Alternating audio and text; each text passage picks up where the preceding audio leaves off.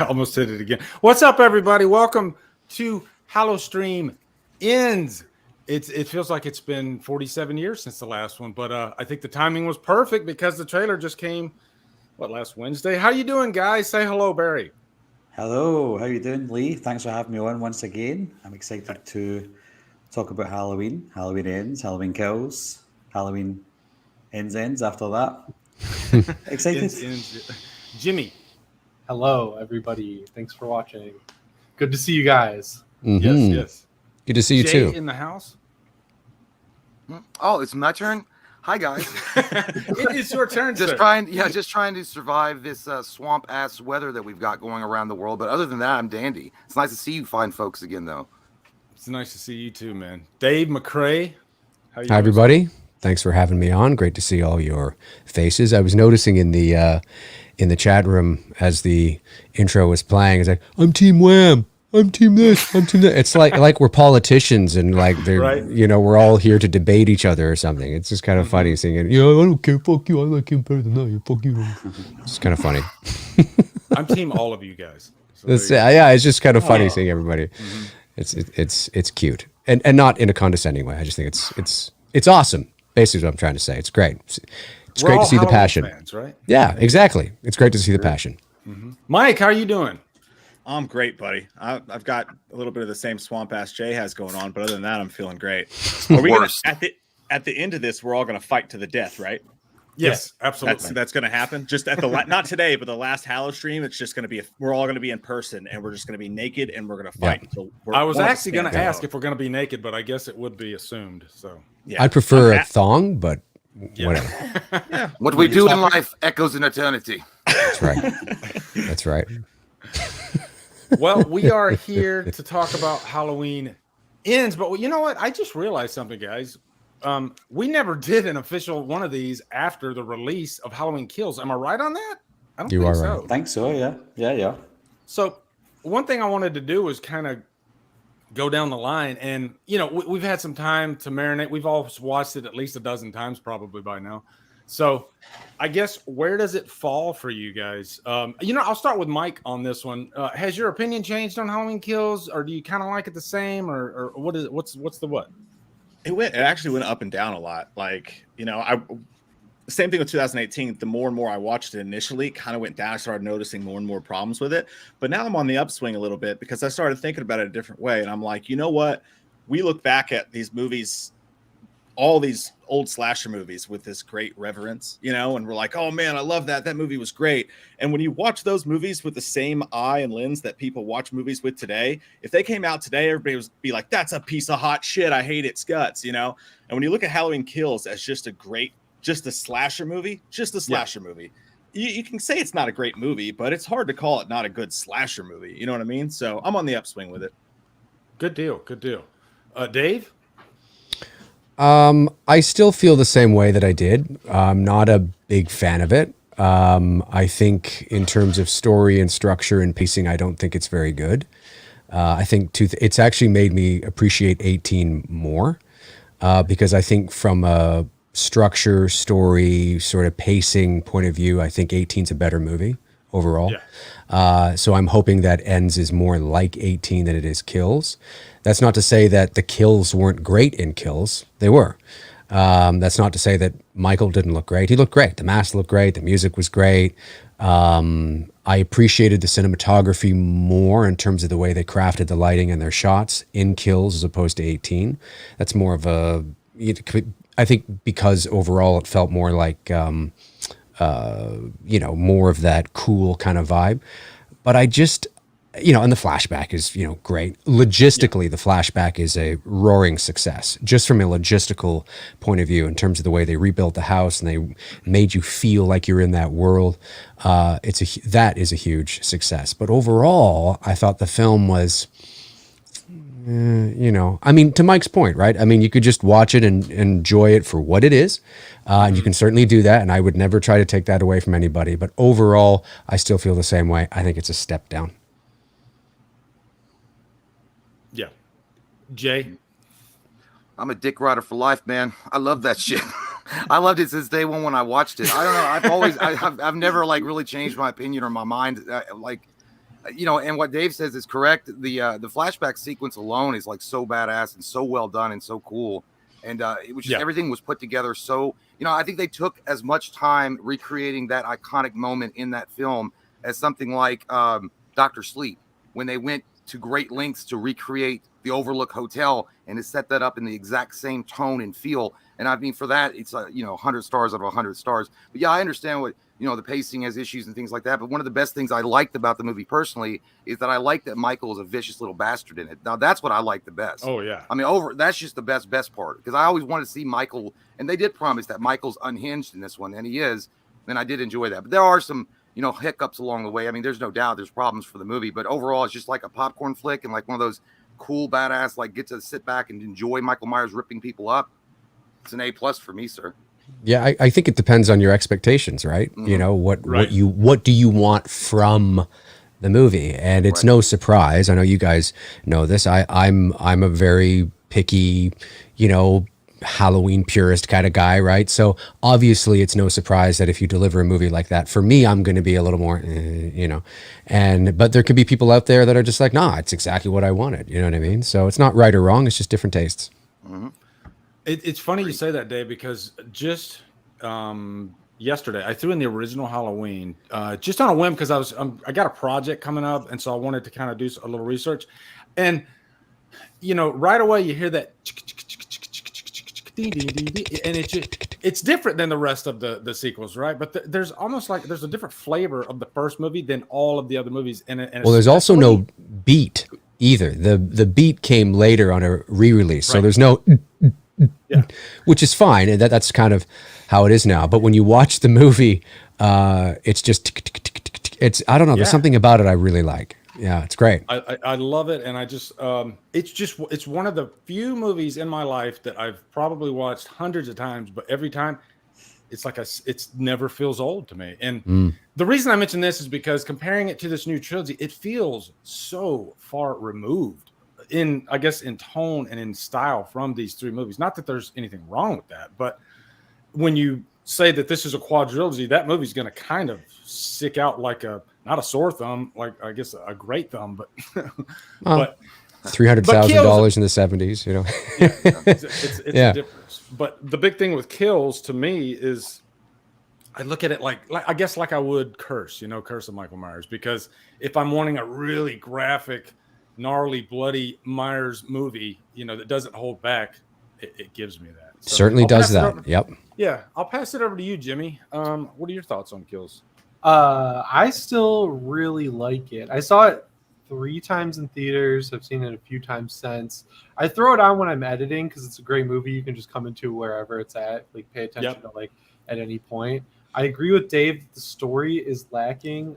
I said it in like a video like 2 weeks ago, where I was like, it feels like kind of an extended ending for Halloween 2018. But I came into the franchise with 4 on like AMC Fear Fest, so I'm there for the ones that have all the kills and just the fun aspect of it. That's why I like slasher movies. I'm more into the craft of it, where it's like, what can they do with all these different practical effects? Like, how crazy can they get with the gore? And on that front, it totally delivered for me.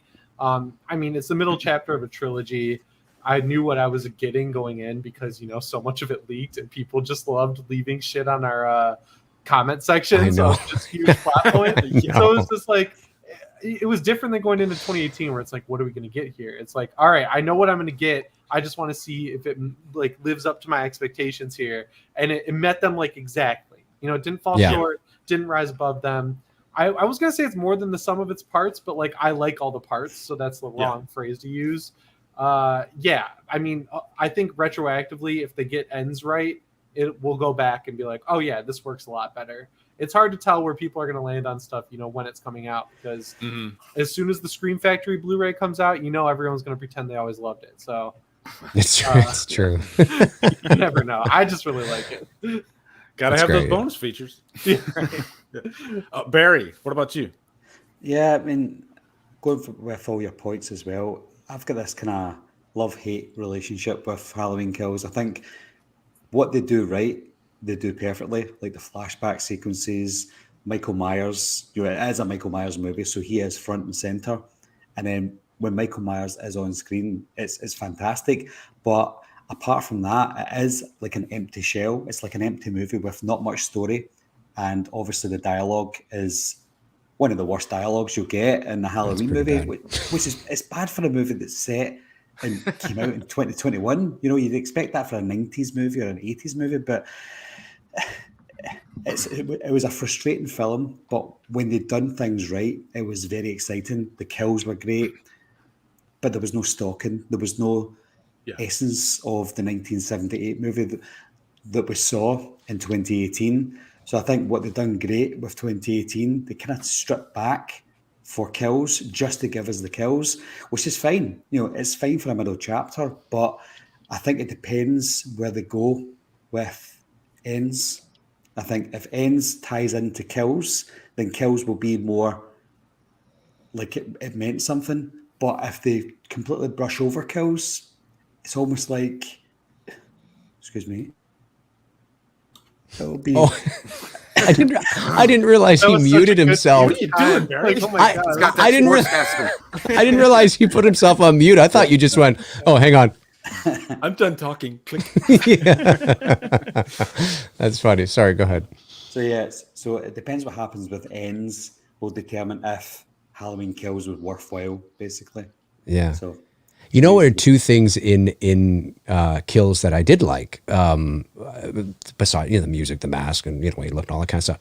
I really did one scene that I thought was really great because, and it's more in line with my kind of thing, is the chase of Lindsay. I thought that was really well done, and especially when she's hiding, because.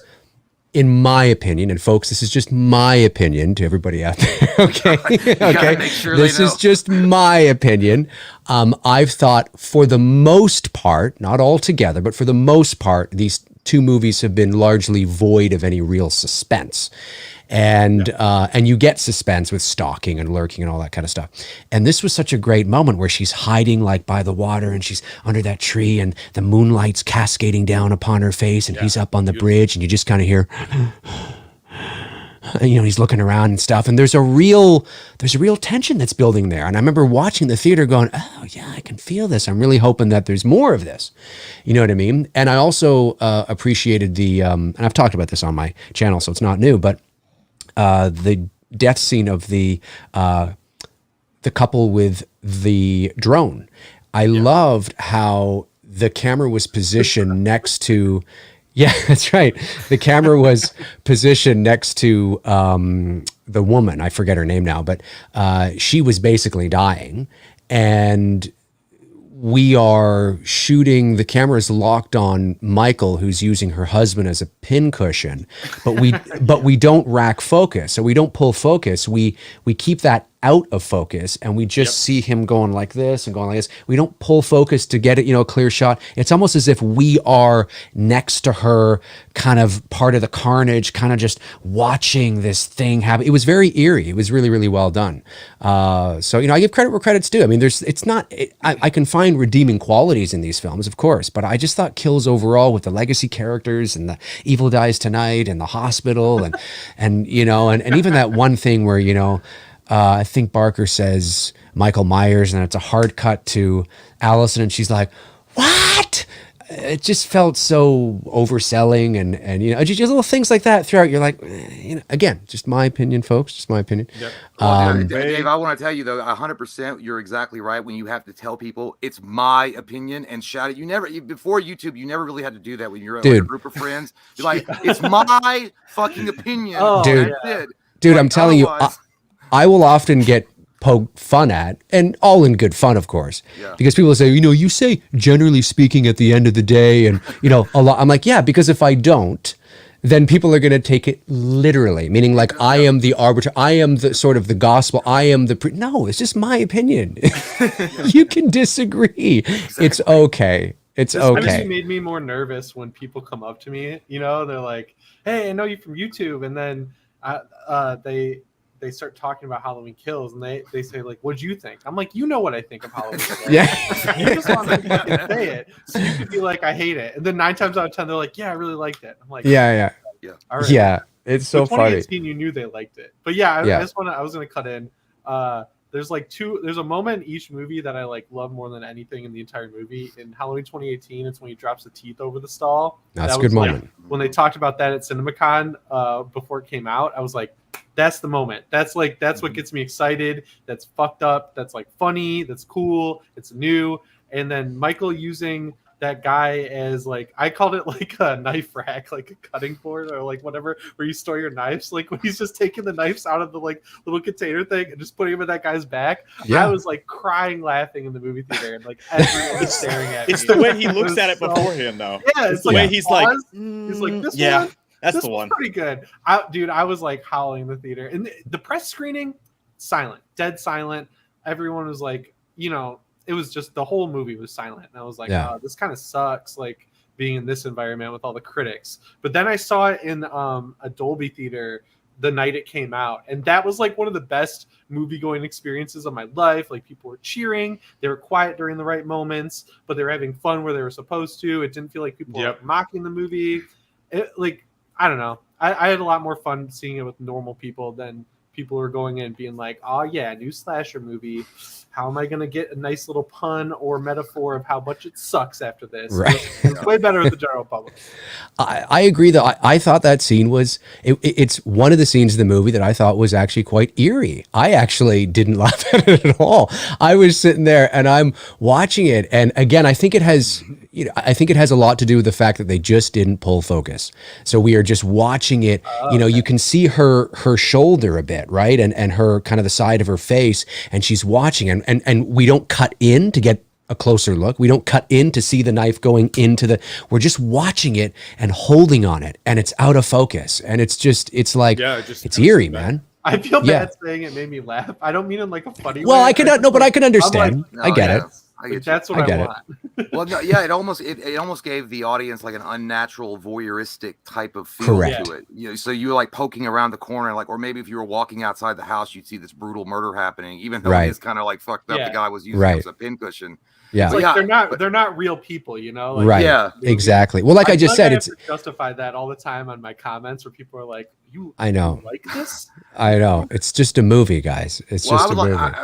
Because we didn't get to talk about it. I want to know if you like, because I just thought one of the things I was just like tragically I was like, I cannot believe this happened. Anthony Michael Hall, casted as Tommy. And I thought it was a home run. Like right away, I was like, man, Anthony Michael Hall is a great actor. Like he's done a lot of work at the Dead Zone on Sci-Fi Channel. He was great in that. He's got a lot of drama skill, and I thought he was going to bring something really unique and special to that role. And then ultimately, it was just a big fat pile of dicks shoved in the. I was like, who the fuck wrote that? All the legacy characters were. It was. It was. They were kind of wasted. Yeah. What did you think of it, Mike? Lindsay thought. I thought. I had a thought. Lindsay is the shining light for me. Yes, but also because I think largely because of that, not just altogether, but largely because of that one moment she had with Michael. I mean, this is one of the OGs. This is also the original actress as well. So there's a nostalgic, emotional connection to that. And you have Michael stalking her. So we as an audience are like, wow, this is her. This is actually her. This is the moment. My God, this is like 1970. Holy fuck, this is great. And you're watching it. And then, of course, there's this moment where he's like following her. It's like, does he know? And I don't think he does, but she knows. And the whole thing is, but we never got that with Tommy. So we never got Tommy to have his moment. I mean, yes, they tried to give him a moment. Upon his death, right before he died, they slowed it right down, and you saw him just look at the shape's eyes, and the shape look back at him. So there's just a couple of seconds where they're trying to give you that moment, but it was too late. It was too late. It was just too late. They needed something in the flashback that shows why he isn't afraid of Michael. Because if during the flashback we focus so much on Lonnie, but if they had something there where Tommy encountered him again or something like that and kind of like stood his ground and then somehow managed to get out of there, I feel like that would kind of justify his character a little bit more. But it's like he is like so unafraid of Michael Myers even after what happened to him as a kid. And it's like, why? Like, why? It worked with Lindsay because she's like, I know what I'm dealing with here. Like she's like fighting for survival from go with the bricks and everything. And that makes her scenes more memorable. So I totally agree. Because when you think about Tommy, you're like, oh, a lot of his moments come off like corny or like funny. But when you think about Lindsay, she's got Evil like dies tonight. arguably the Yeah. best scene in the movie. Yeah. I Evil totally dies agree with you. tonight. Tommy's my He might as favorite well part of scream the movie, too. hardcore parkour in that scene when he said "Evil dies tonight" and like runs Yeah. around the couch. I know. So bad. Bracket saying it. Close zoom on the bat. I'm like, what is the bat? Like that is no, there's no like symbolism. And you- it's He not from kisses the it. original movie. Love this It was fucking bastard. displayed like an Easter egg, right? It was. It was. It's like what? I- the Yeah. hell is that? I love Bracket's line too. Hey, Michael, everyone's entitled to it's Halloween. And I'm sitting there and I'm thinking, like, yeah. I get it. I totally understand why there was the choice to put that in there. But if you think about it realistically, which you're not supposed to do with these movies, Yeah. but I'm sitting there and I'm thinking to myself, is that just his thing? Is that what is that his catchphrase every Halloween? Because it played out in the original that it was just something. 50 years. Right, exactly. It just, I was always under the impression, and I think it was the intention, that it was spontaneous. It was in the moment. Ah, you know, it's Halloween. Everyone's entitled to one good scare, huh? Did he just go, you know, that's pretty good. I think I'm going to say that every Halloween. I mean, so it's clearly for the fans, and I know this is a nitpick, but I just thought it was kind of funny because I'm like, gee, I wonder how long he's been waiting to bust that out. You know, Dude, I love it that I want to two- say really quick to Mike when Go he ahead. was talking, it's like "Evil dies tonight." Does it not remind you when he would like Michael Scott in The Office? It's like hardcore parkour. That's what, yeah, Hardcore parkour. that's what I'm saying. He was just like every 2 seconds, hardcore parkour. Yeah. That's exactly what it feels like. By the way, Lonnie was great too. I got to say that real quick. Oh, yeah. Lonnie was awesome. I thought Yeah. he was a really good legacy Yeah, I love character. Lonnie. great. But Great. They did He chose was- death, which I don't understand. Yeah, But- terrific actor playing that role. I agree. He was Yeah. very good. I just love that two legacy characters, you thought it was going to be like, oh, they get their line out and then they have a cool moment. But no, Michael kills both of them, you know, with Nurse It's like Marion. you thought. Yeah. And then Brackett, both of them just, no, fuck you. Boom, you're done. And I was like, wow, okay, that's kind of cool. Like, Yeah, I it's don't One think- thing I was wanting to mention was Tommy Doyle is the one character that I probably have come around to because I've watched the movie so many times. And when I first watched it, I was more like frustrated with him. But then as, you know, with each watch, I start feeling like, wait, this is a guy, not that bright, of course, but at least he chose to do something. At least he stepped in and tried to be a leader, a reluctant leader, and tried to, you know, take down Myers. He didn't have a great plan, and it didn't work out for him. It was, But- he didn't have time. No one warned him. You know. Like, Yeah, he didn't yeah, know yeah, Michael he was- Myers gonna break So he's down. not a bad guy, but he just Yeah. royally fucked up. And so at the end, I think that realization in his eyes is just like, well, I tried shit. and I failed miserably. Yeah, and I Bully appreciate that has they did entered some. the I should have brought an iron. Yeah. Yeah. I appreciate that they did something kind of original with him instead of making him like another Laurie. You know, like, oh, Laurie's bedridden for this movie, so we've got him to run around and do the same thing she did in the last movie. Like, a lot of these movies where they bring back old characters, these legacy sequels, they end up Mhm. feeling very similar.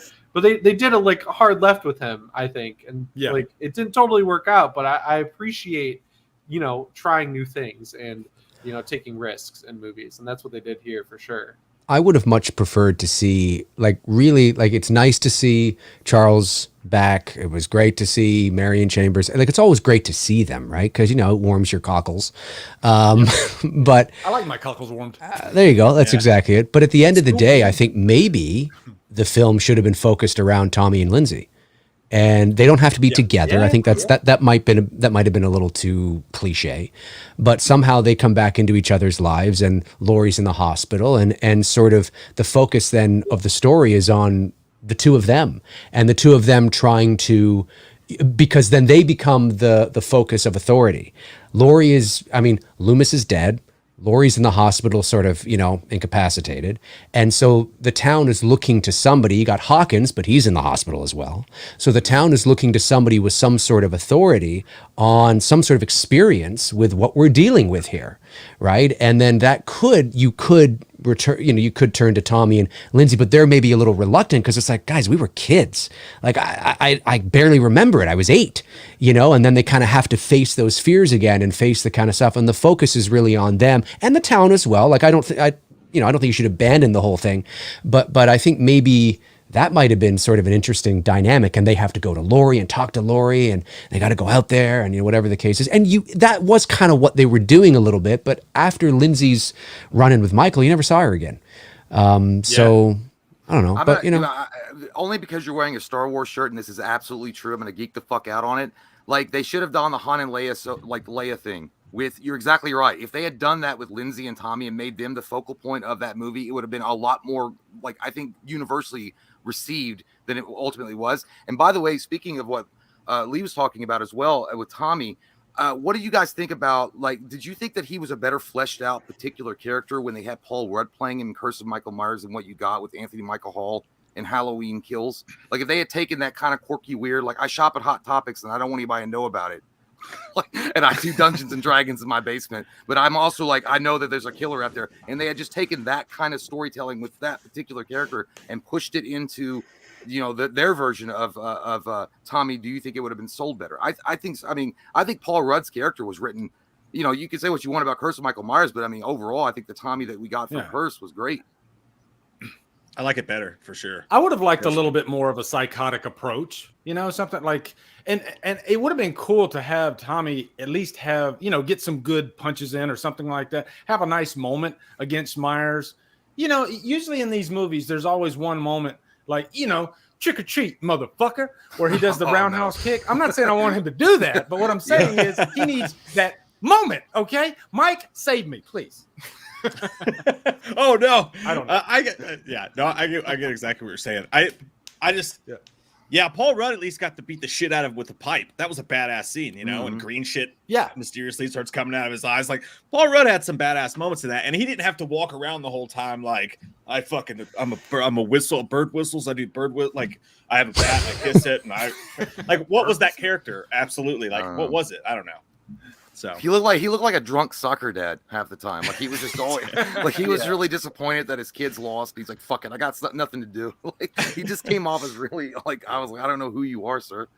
Yeah. The audio during that scene was so clear. It was so weird. Like, I just remember how fucking crystal clear the audio was from that mic. It felt like they had the mic, like their mic right up to the like speaker from that, like Tommy's mic. And I was like, I don't know. I get like some stuff just sticks out to me, and I'm like, that was so weird. That was one of those moments.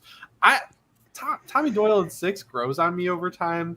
The issue is my opinion on that movie is like heavily. Like, before I even saw it, I knew I had like an opinion because I watched the Angry Video Game Nerd guy, James Rolfe. I watched his Monster Madness on it, and like a huge bit in his review was like, like shredding Tommy Doyle. He's like, man, he was so lucky that what's Paul Rudd's great movie?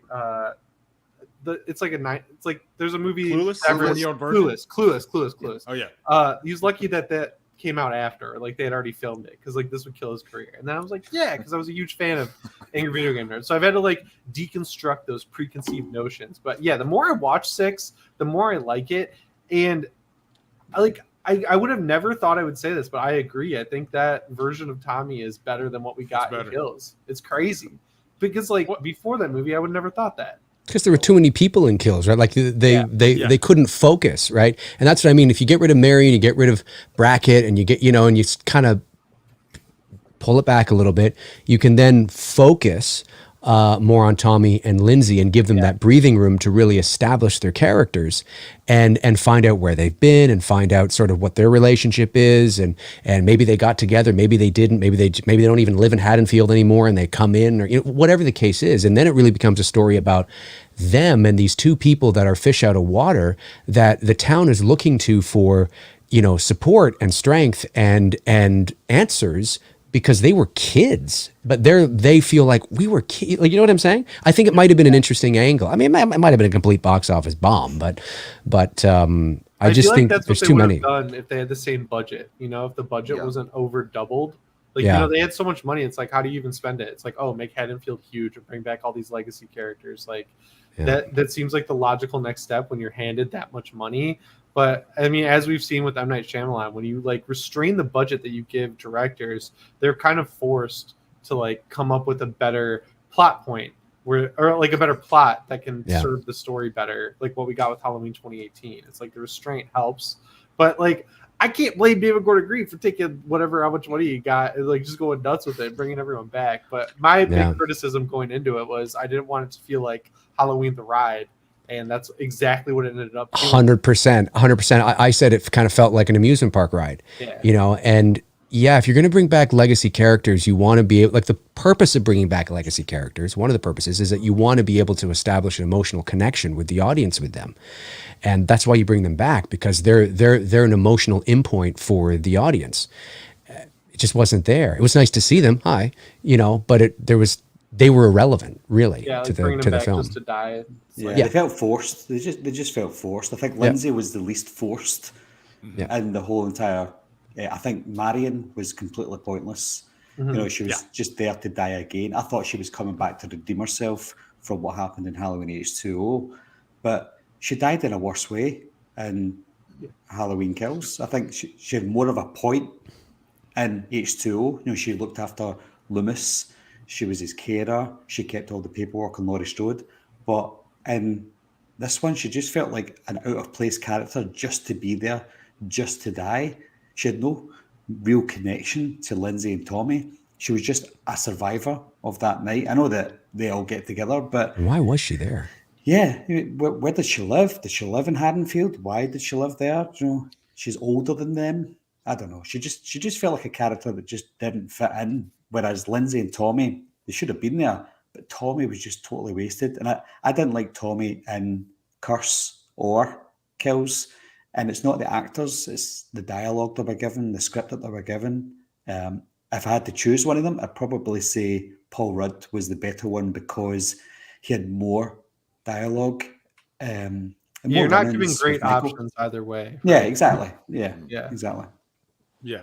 I think it would have made sense, actually, if you think about it, if the plot was focused on something else, more focused on the end of 2018 and the fallout from that. And then at the end, instead of a bunch of random townspeople with, you know, sporks and fucking irons, what was it? And irons, and just packs of cigarettes showing up. What if at the end of it, you know, you got to thread it in. You can't just have them show up. But what if at the end the legacy characters show up and they're the ones who beat the shit out of them? You know, all of a sudden a car pulls up and they lead him out there, and there's Tommy and all of them waiting, and then you watch them kind of get their revenge in a sense on Michael before he sits up and murders them all.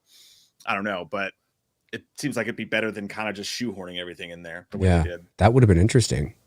His fucking sedan pulls up. Look out. It's Tommy, Lindsay, Brackett. It's Mr. Elrod, Mrs. Elrod. They're all getting out. They're like 110. You know? Matching jackets. That reminds me of like Wayne's World 2. It's like none of the bands are coming. Let's do the super duper happy ending. And it's like all the bands are showing up. And Smith and all of them. That was Death brought us like the most awesome cheer-worthy moment, which was the nurse lady having the gun spun around and shooting herself in the face. That was great. That was funny. That was gnarly. And where did she go for 2 minutes too? I know that's a thing everybody says, but it is kind of true. She had to walk around the car. Oh, that's true. Yeah, Twice. Took a while. Twice. Don't think about it. It was awesome. Don't think about it. Honey, what are you doing? One thing I will say about Kills that I did the final act in Kills, because I really didn't like Karen that much at all in 2018. I thought that one scene where she had a good chance to give off some emotion, talk about her past as a child, and I just thought the delivery was pretty flat. So I didn't really care for the character. So in this movie, she was the one character that I ended up liking kind of the most. You know, at the end when she, you know, has the showdown with Myers and she's holding the mask up and then Myers goes. I really like the final act. I guess that's what I'm getting at. I like the final act in Kills, and if you're gonna give me something great, at least give me that. So it's different too, you know, with the beatdown. So yeah, they gave Karen. I agree. I didn't like her really in 18 either, and then they gave her character some agency. I don't know if I would have gone the gotcha. I get it. It works. It's fun. But they still gave her some agency. And then in Kills, which is supposed to be the same night, her whole character throughout the movie has agency, you know. And then, although I didn't like the whole hospital scene, there she is trying to help somebody. So again, we are connecting with her, right? We're connecting with her, and that's what you need. You know, you need to be able to connect with your characters. And it's just too bad we didn't get that with any of the you know, Tommy or. Tommy Brackett. Yeah, it's a shame that they didn't do that with a lot of the characters in the writing department, because you love Karen, but then you have other legacy characters that are just kind of left with nothing. So Yeah. it's kind of interesting. Let's agreed. you know what? Let's jump over to Ends now. Let's jump into the trailer. The new movie? You know, even though it's like a minute-long trailer, there's a lot you can. Yeah, I think there's a new movie, right? But there's a lot you can kind of pull out of that after. That's why we're here. I'll admit reactions, right? I'm probably the one whose reaction was like, "Yeah, that's it." But then when after I went back and watched it again and started looking at some of the frames, I was like, "Oh wait, hold on, we got some finger." There's a fingers. So surprise finger always they gets did me that on going. purpose, but Oh, yeah. right, of Saturday course, nights, So, did any of you? I think I watched like Mike and Jay's original reaction, and you guys just you were over the moon about the trailer, right? Yeah. Yeah, I was. Yeah. I quite like it. I was. We're easily pleased. I was. You don't got to be embarrassed about it. Damn. Yeah, I loved it too. Okay? it's okay. Yeah, it's all right. You know. No, but I nowadays guess you gotta be like, no, I kind of like. I mean, I'm gonna wait. You know what I'm saying? Like, it might be shit. Like any movie? Like, yeah. I don't know. I always think that like you go into these things and you watch them like I think what was good in the trailer was great. Oh. yeah. Go ahead. We lost the- Oh, sorry. No, I agree with you. Like I just whenever I go into these things, it's very hard when it's gonna be a Halloween movie for me to watch it and just be like, fuck. You know what I mean? Especially when you know so much about it because all these damn leakers and shit like that. But like you go and watch it, as long as it's like Michael Myers, taking a shit on the toilet or like just something awful. Yeah, and they didn't show too much again. Like I was just psyched they didn't show too much, and that like it was just I don't know. I get excited in my crotchal regions when I see Michael Myers. I can't help it. It also confirmed a lot of the leaks are wrong, which I love. Like I love when these people are wrong. It like gives me life, dude. Like it's so awesome when they're wrong. Because they come out there and they're like, I know the entire plot of the movie. I'm going to share it on Twitter. And it's like, I mean, Jimmy, you don't have to rub it in my fucking face, okay? I was drunk. I'm sorry, I was on a fake account on Twitter, and I was dumping bullshit everywhere. Trying to throw me off the trail. No, I'm kidding. I don't. Yeah, well, yeah, I agree exactly with Mike. What he's saying though is like it's Halloween, man. So you're gonna instantly get your nipples are gonna go hard, and you're gonna get that like electric shock when you're gonna be, oh my god, it's a new fucking trailer, and you're gonna watch it, and then it's gonna be. You're not like, so whatever you see, you're gonna be like, oh my god, it's so amazing, it's so awesome. Then you have to take a minute, calm down, breathe, go back and watch it again, and then see. But overall, for what I saw, man, I was like, I enjoyed the shit out of it. I watched it a few more times afterwards, and I'm like, obviously what they're centering, the Laurie Strode Michael showdown, man. I what I saw, I loved it. I hope it really goes the full distance with it, but we'll see. I'm prime example number one. When I go into a Halloween movie, I'm like literally my hands are shaking, on the armrest. Like I can't even function. So I can never trust my initial reaction. And of course, my subscribers, they say I'm full of shit because I come out of the movie and I think it's Gone with the Wind. I think it's the greatest fucking thing on the planet. Yeah, it happens, man. It happens. Yeah. And then after you watch it again and everything settles, eventually Halloween 2018 goes from number 2 on your ranking to number 7. That's what happened with me.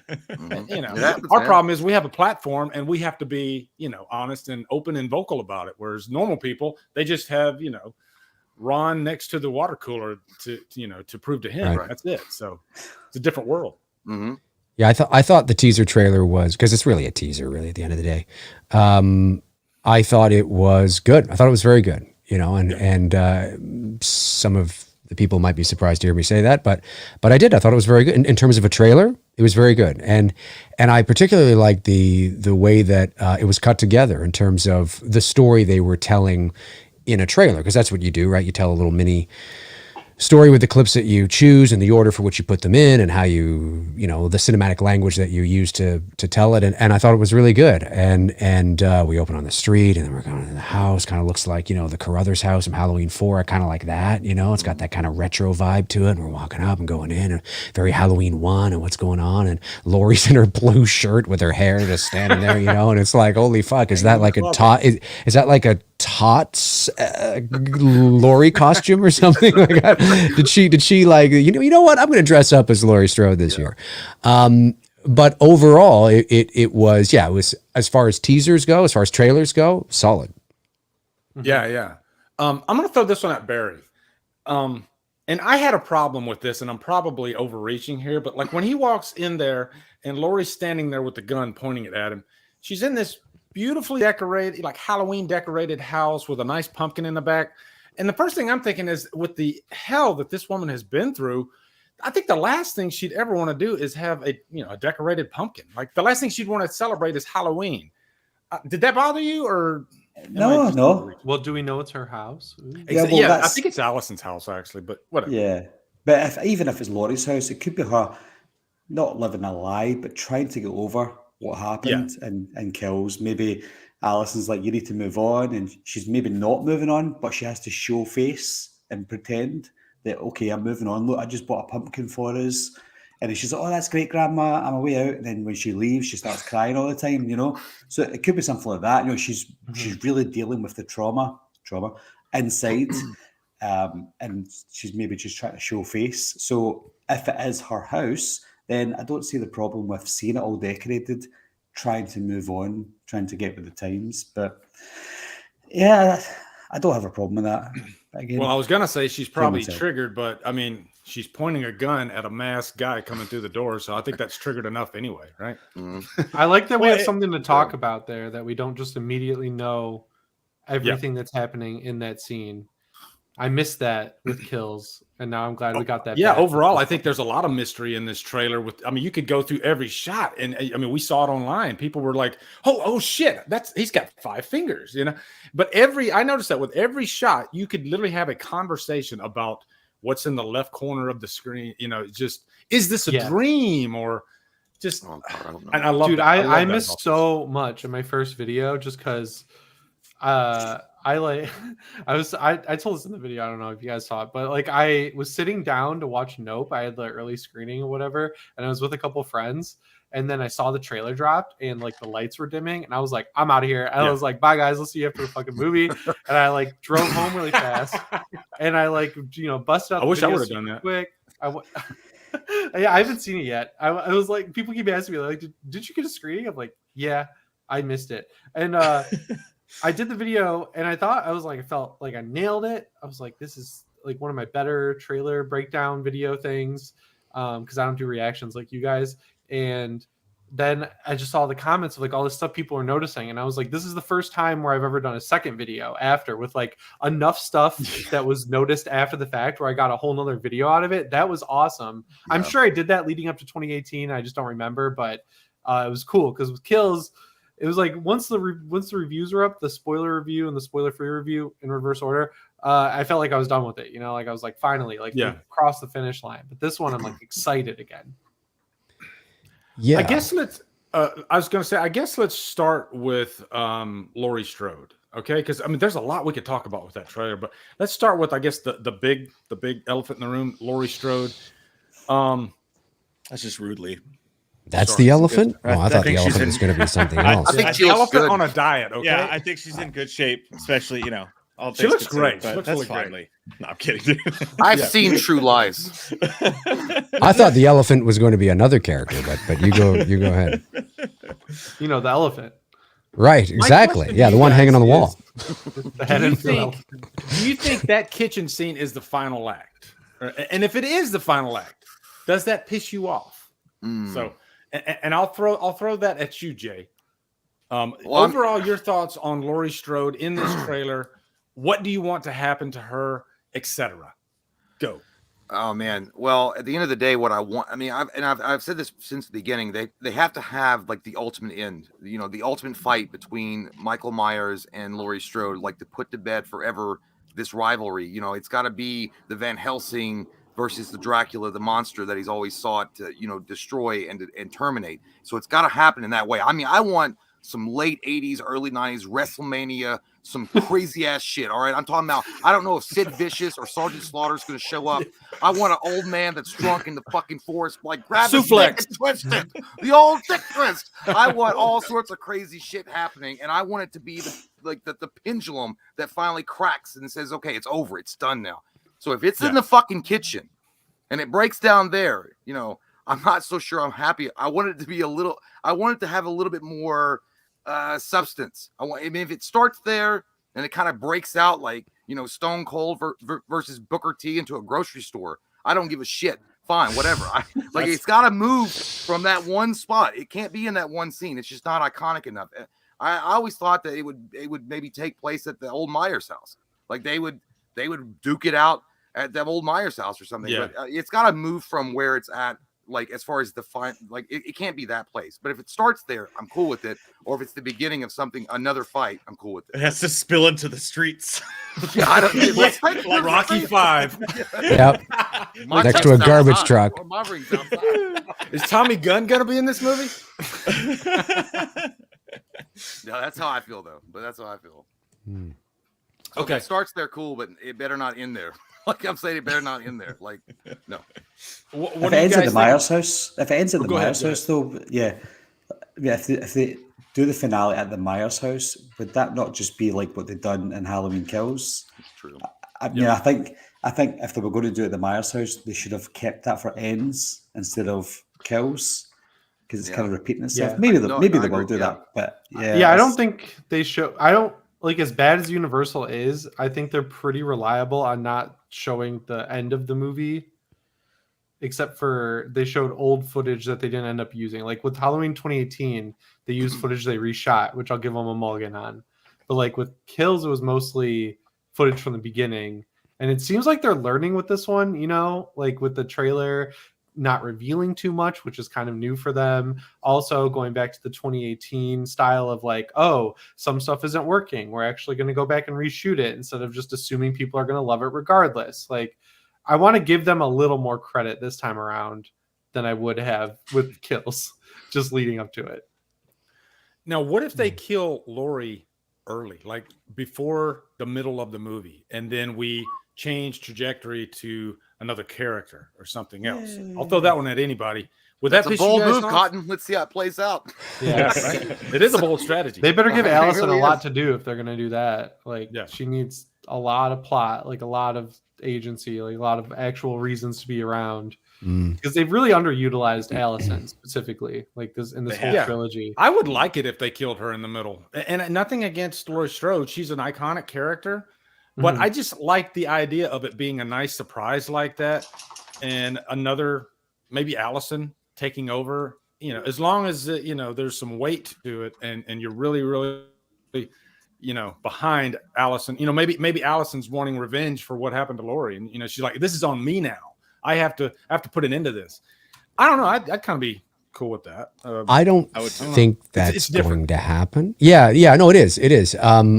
I don't think that's going to happen because I think, when you read the synopsis, and I know that, you can mislead, but sometimes I think we give them too much credit. And I don't think, I think it's going to be we know this is going to be more of a character-driven film rather than a plot-driven film, which makes sense in terms of where they are now, 4 years later, how they're dealing with the residual effects. That just all is natural things that you would need to bring people up to speed with. And Laurie is writing her memoir, and she's living with her granddaughter, and we know that because it's in the synopsis. And you got this Corey guy and the whole thing. And is he a friend? Is he Allison's boyfriend? Whatever the case is. So there's going to be a lot of character. We know that David Gordon Green at a screening for Halloween Kills back in the fall said that this is a coming-of-age movie. So what does that mean? Well, that's character. So I don't think, I do think that Laurie, yes, I think it's going to come down to Laurie and Michael again. I do, because at the end of the day, that's what it's always been about. And I think that they are going to want to capitalize on that. If they were extending the series with a intentional creative choice to end it on a cliffhanger, to do more films, then I think that might happen. Yeah. They may kill Laurie early. She sacrifices herself to save her granddaughter. She doesn't go out hitting her head on a log or something. They give her a great send off. She sacrifices herself to save somebody. And then, of course, you're left with Allison just standing there at the end or something. And is he still out there kind of stuff. But we know that even, Carpenter has said, no, this is a definitive end. It doesn't mean they're not going to make more Halloween movies in the future at some point. But I do kind of believe them when they say that this story that we're telling here, connected to the 1978 original, is going to end. It's going to have a definitive end. We're not going to make another one. You never know, years down the road, but the rights also go back to Malik after this, and whether they renegotiate, who knows? So I do believe that I think we are going to have an end of some sort that's going to feel sort of final. And I think that that's going to be with Laurie and Michael. To your point earlier, I just want to touch on this because some people have said, do you think that fight in the kitchen is, it's at the beginning of the movie and it's Laurie coming from the hospital and now she's fighting? And I remember when this dropped at CinemaCon, one of the things I was trying to find out was, well, what was Laurie wearing? Everybody was trying to find out, the mask. I was like, well, what was Laurie wearing? Because if she's wearing the same thing she was wearing at the end of Halloween Kills, then yeah, it's probably a prologue and she's likely walked from the, the hospital over to the, the Myers house and they're fighting in the Myers house, kitchen or something like that. But it looks like she's wearing the blue outfit that she was wearing. Like she's got the blue shirt on when she's hiding in the corner going, come on, fucker. She's got like a blue shirt with like a vest on. Her hair is, I don't think this is the end of Kills at all. I think this is, whether it's the climactic fight, who knows? But I think this is later in Halloween Ends. Yeah. And on that note, we'll be right it's back. a lot to digest. Yeah, I was like, I didn't know what was going on. I was like, do we pass out the trace? No, the only reason I think that scene would be at the beginning is because I always think back about how in the novel, the alternate ending of Halloween Kills was she picks up the phone, Michael's on the phone, and she says, I'm coming, and then she's walking out all Sarah Connor like with the knife. And they were like, 100%. well, because she's so injured, we can't have her going right into that fight. So we changed that. And because then there's the 4-year gap. So the only reason I think that it would be at the beginning of the movie, well, there's two reasons really. One is because that was always where this was supposed to, to lead into, was that was supposed to be an early scene in the movie, because originally she was going to walk right out of that hospital.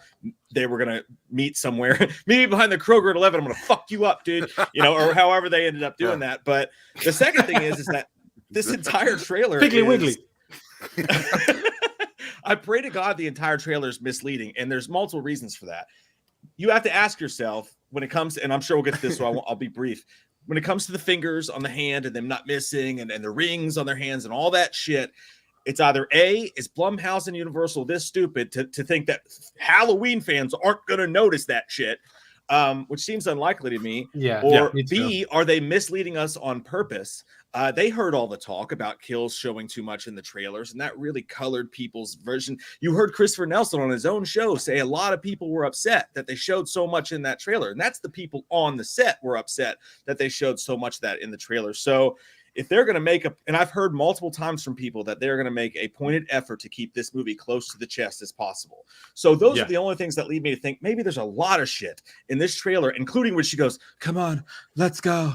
That sounds like it's from something completely different. Yes, I said that too. I was like, that sounds like her and Frank are about to go to a fucking Halloween party together or something. Like, oh, it would be. It probably is from. It probably is from something different. You take things like that that just fits, right? That's cinematic language, right? So they're not actual language, but they take certain things to tell the story that they're going to tell. So you're right, Mike. No, it probably is from somewhere else in the movie. It's not from that moment right there, but it fits. Yeah, totally. I appreciate the effort though. Like, it seems like they're putting closer to the same amount of effort they put into marketing 2018. Whereas Kills, they went into Kills overconfident. I think they were like, "Oh, this will be a slam dunk regardless." Yeah. Well, after making 250 million worldwide. Yeah, right. Yeah, and maybe they thought they needed to show that to get people in the seats after the delay. Right, which makes also makes a lot of sense. And they knew how much of it leaked. They knew what was out there, so they were like, "We got to show how cool it is to get people re-excited on multiple levels because you already know what's going on in the movie." So I like what they're doing. Now, Jimmy, correct me if I'm wrong, but originally wasn't Ends supposed to take place on the exact same night as Kills and 2018? Yeah, from everything I've heard, dude, this is crazy. I was at a party like 2 years ago and I talked to one guy and he was like, yeah, I just saw this new movie, Texas Chainsaw Massacre. And he told me the whole plot, like from a test screening of the Netflix one. And then I turned around and his boyfriend edited the Kills trailer and he was like, yeah, so I like initially, like, I work at Universal, and like I edited this trailer, and like we put all these cool moments in it, but yeah, like initially we were told this was all going to take place on the same night. It was going to be a trilogy of the same night of movies. So people at Universal thought that too. I believe it, I guess. Like that would make sense to me. So do you like it that this one actually takes place? Because I do. Like, I think 3 movies on the same night is a little bit too jam-packed, and you'd be going less the to the imagination. And then it's November 1st. I like things taking place on Halloween. I am like adamantly against doing things in winter with the snow. I'm like, the movie's fucking called Halloween. Like, just let it be a fall movie. Like, they finally put Halloween decorations throughout the entire movie, and we already want to get rid of that. It's crazy. So basically, I think so. So here's a question for Barry. Where the fuck has Michael Myers been for 4 years? Because my biggest question about this trailer is, or the biggest question mark for me for this trailer is Michael Myers. Because we don't even know 100% if that is Michael Myers in the trailer from all the clues and whatnot. It could be. It could be. They might be giving us a big misdirect. But I don't know. So first off, where's Michael Myers, and is he even after Laurie? Because we've established in Kills that he's not after Laurie. Hawkins literally said it. So is Laurie coming after Myers in this movie? I mean, what's your speculation, Barry? Yeah, I mean, that's where this character, Corey, comes into it as well. And I guess we will talk about him slightly. But to me, it looks like he's in the sewers. He's the cave dweller. And Corey maybe accidentally stumbles upon him, or Corey is looking for him. I don't know. Does Corey wake him up after 4 years, or is he already awake? Does Corey take his costume? So many questions surrounding Corey and Michael, and the reasons for Michael being there. But it feels like Dr. Death. Yeah, exactly. That's what it is. It's Goodness Dr. Death. Gracious me. Yeah, exactly like that. Does he have a Cody's parent? the new Dr. Death. Yeah, is there a parent? So it really just depends where this Corey character comes and how much he plays a part. Does this all happen at the beginning of the movie? You know, is Corey the first victim, even though he might be a copycat or someone who's pretended to be Michael? Does that all happen at the very beginning, and then he goes to the sewers? He becomes Michael's first victim, and then Michael emerges into the movie. So I don't know. It's again, and that's props to Universal and Blumhouse for the trailer, because they don't give anything away. They show you things and they show you where Michael's been, but how long's he there? How did they get there? How does he get back out? We don't know. And that's good, because the trailer doesn't give that away, thankfully. Not to me. That's anyway. a good transition into Corey, because this is a really interesting character. And I can imagine that a lot of people are going to be very divided with, wait, why aren't we bringing third movie in this trilogy? Why aren't we bringing this new kid in here? And what's he going to, it's like Christopher Nelson talking about Weird and Different. I got a feeling that's what he's talking about. It feels like plot wise, this movie's going to go into some wild directions. I'll throw this one at Mike. As far as Corey, does it bother you? Like, let's just theorize. What if Corey happens to be a copycat killer? Is that going to royally piss you off? No, because I just think that, like, well, it depends on if they're going to do the whole movie about it. You know what I mean? Like, I think a lot of people are so focused on this, and I've barely even talked about it because I'm just like, I don't, it's not going to be a Roy situation. He's not going to be Michael during the whole movie. They're not going to pull off his mask at the end of the movie, and it's like, oh my God, it was Corey. Fucking Michael's been gone since Kills. I don't think that that's going to happen at all, but I think that I do agree with the fact that, like, I'd really like to see Allison's role fully blossom, and taking the time away from that to focus on this new character is kind of a weird choice. But I think that, as long as they don't spend too much time on it, I mean, it could just be a simple catalyst scene that happens that changes everyone's direction in the movie, and we know already that Laurie's writing this book. Maybe she's narrating from the book during the movie, and she tells the story of, like, everyone was getting over it, I was getting over it, and then this young man Corey happened, and boom, and then you see Michael stalking him or whatever it is. I hope they don't spend too much time on it, just like anybody else does. But I do think like the fan reaction to it, just like, oh my God, here we fucking go, Copycat. It's fucking Friday the 13th all over again. I think it's been a lot overblown, but I am fans going to the extreme. No, I don't believe it either, Dave. People I don't acting believe that like they either. know everything. That's Fans crazy. don't do fucking that. believe that. I've never seen that ever. I've never ever I always in my give life. fans the benefit of the doubt. 100%. Fans are great.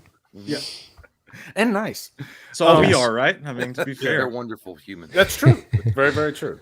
Now, as far as Corey goes, the movie that I envision, and usually the movie I envision is a really, really bad idea.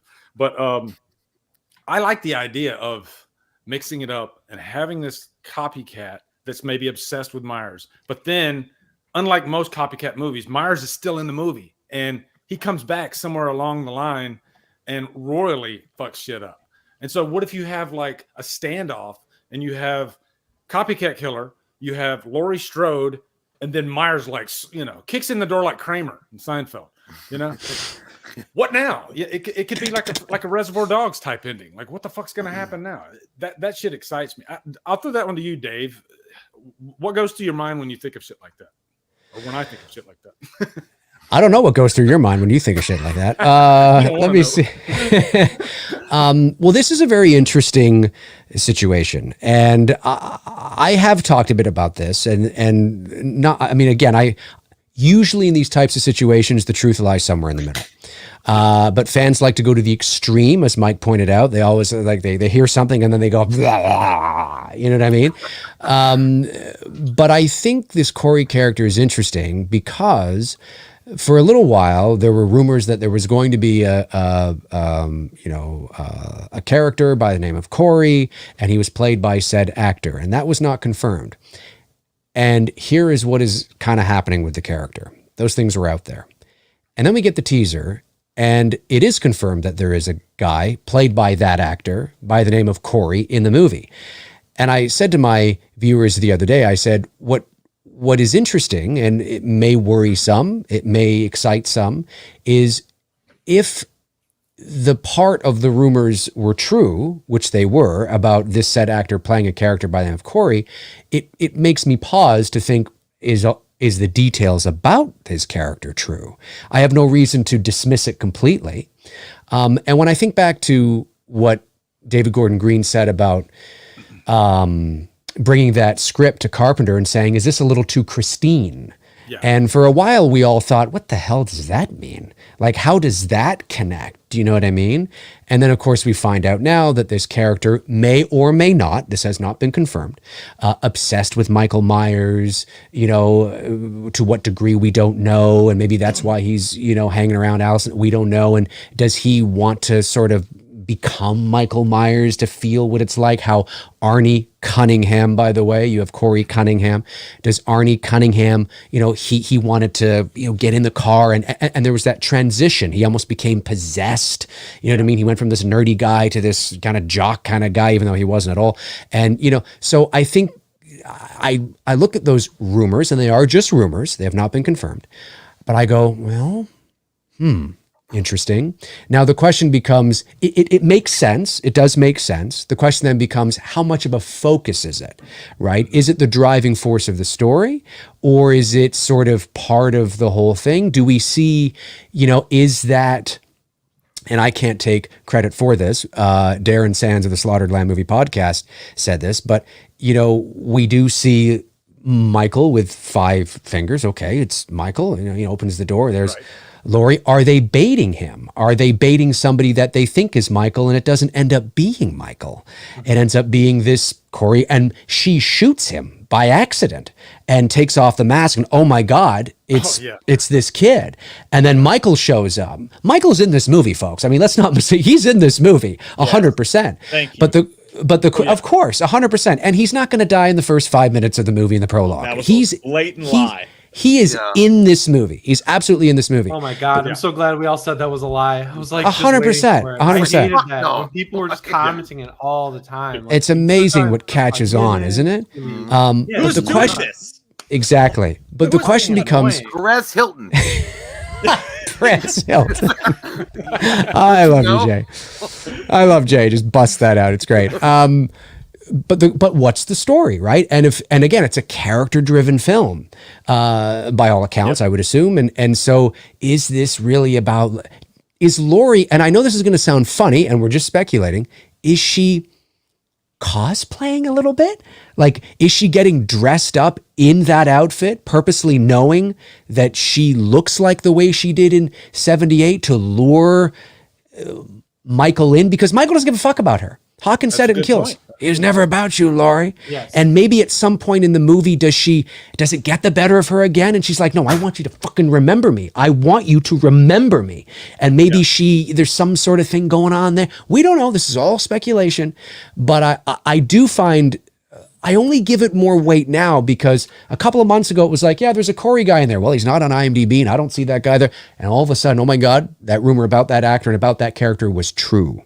So is the other stuff true? I think it's safe to say that maybe, and maybe the truth lies somewhere in the middle. So and that definitely would be a bit of a Christine vibe, you know. You could also see Haddonfield This turning on Laurie Mercer again, right? just brought. Oh, go ahead. Sorry.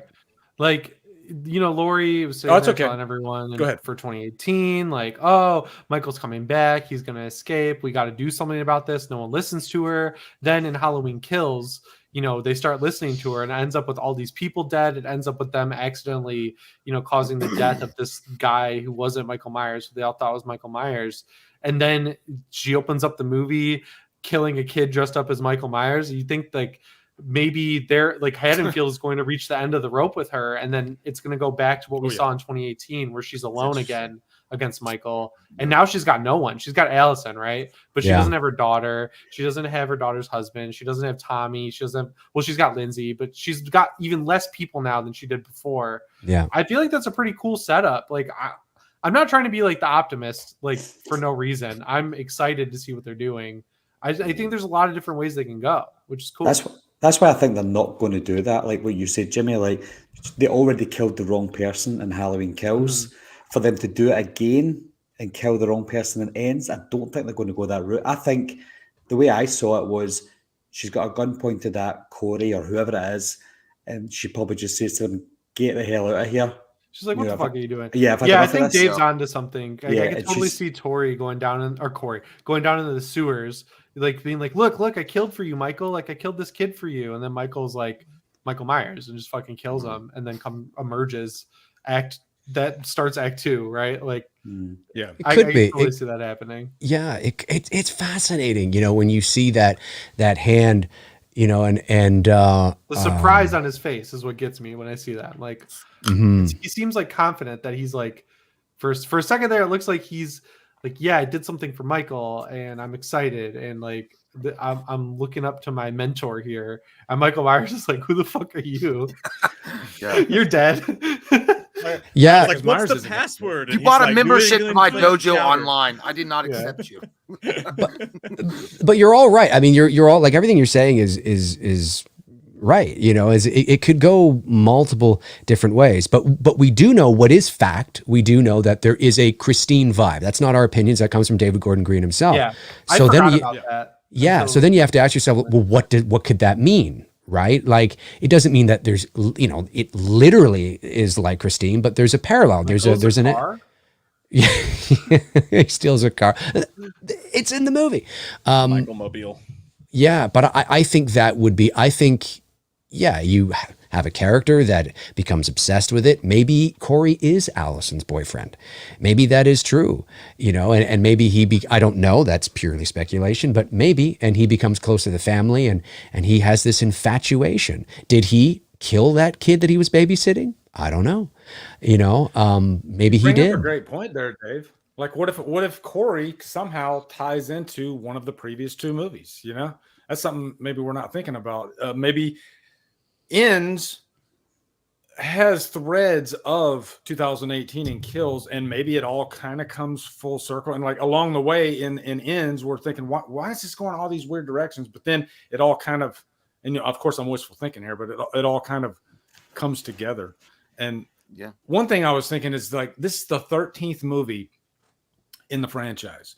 And It's we're all crazy. talking about, they wouldn't do this because they did it in that movie, and they wouldn't do this because they did it in that movie. But when you have 12 other movies that have all chosen different paths, it's kind of hard to get creative. So maybe that's what they're thinking, is like, this last movie, we really want to maybe go for broke and try something, because you still have 12 other movies if you want just your straight hack and slash slasher.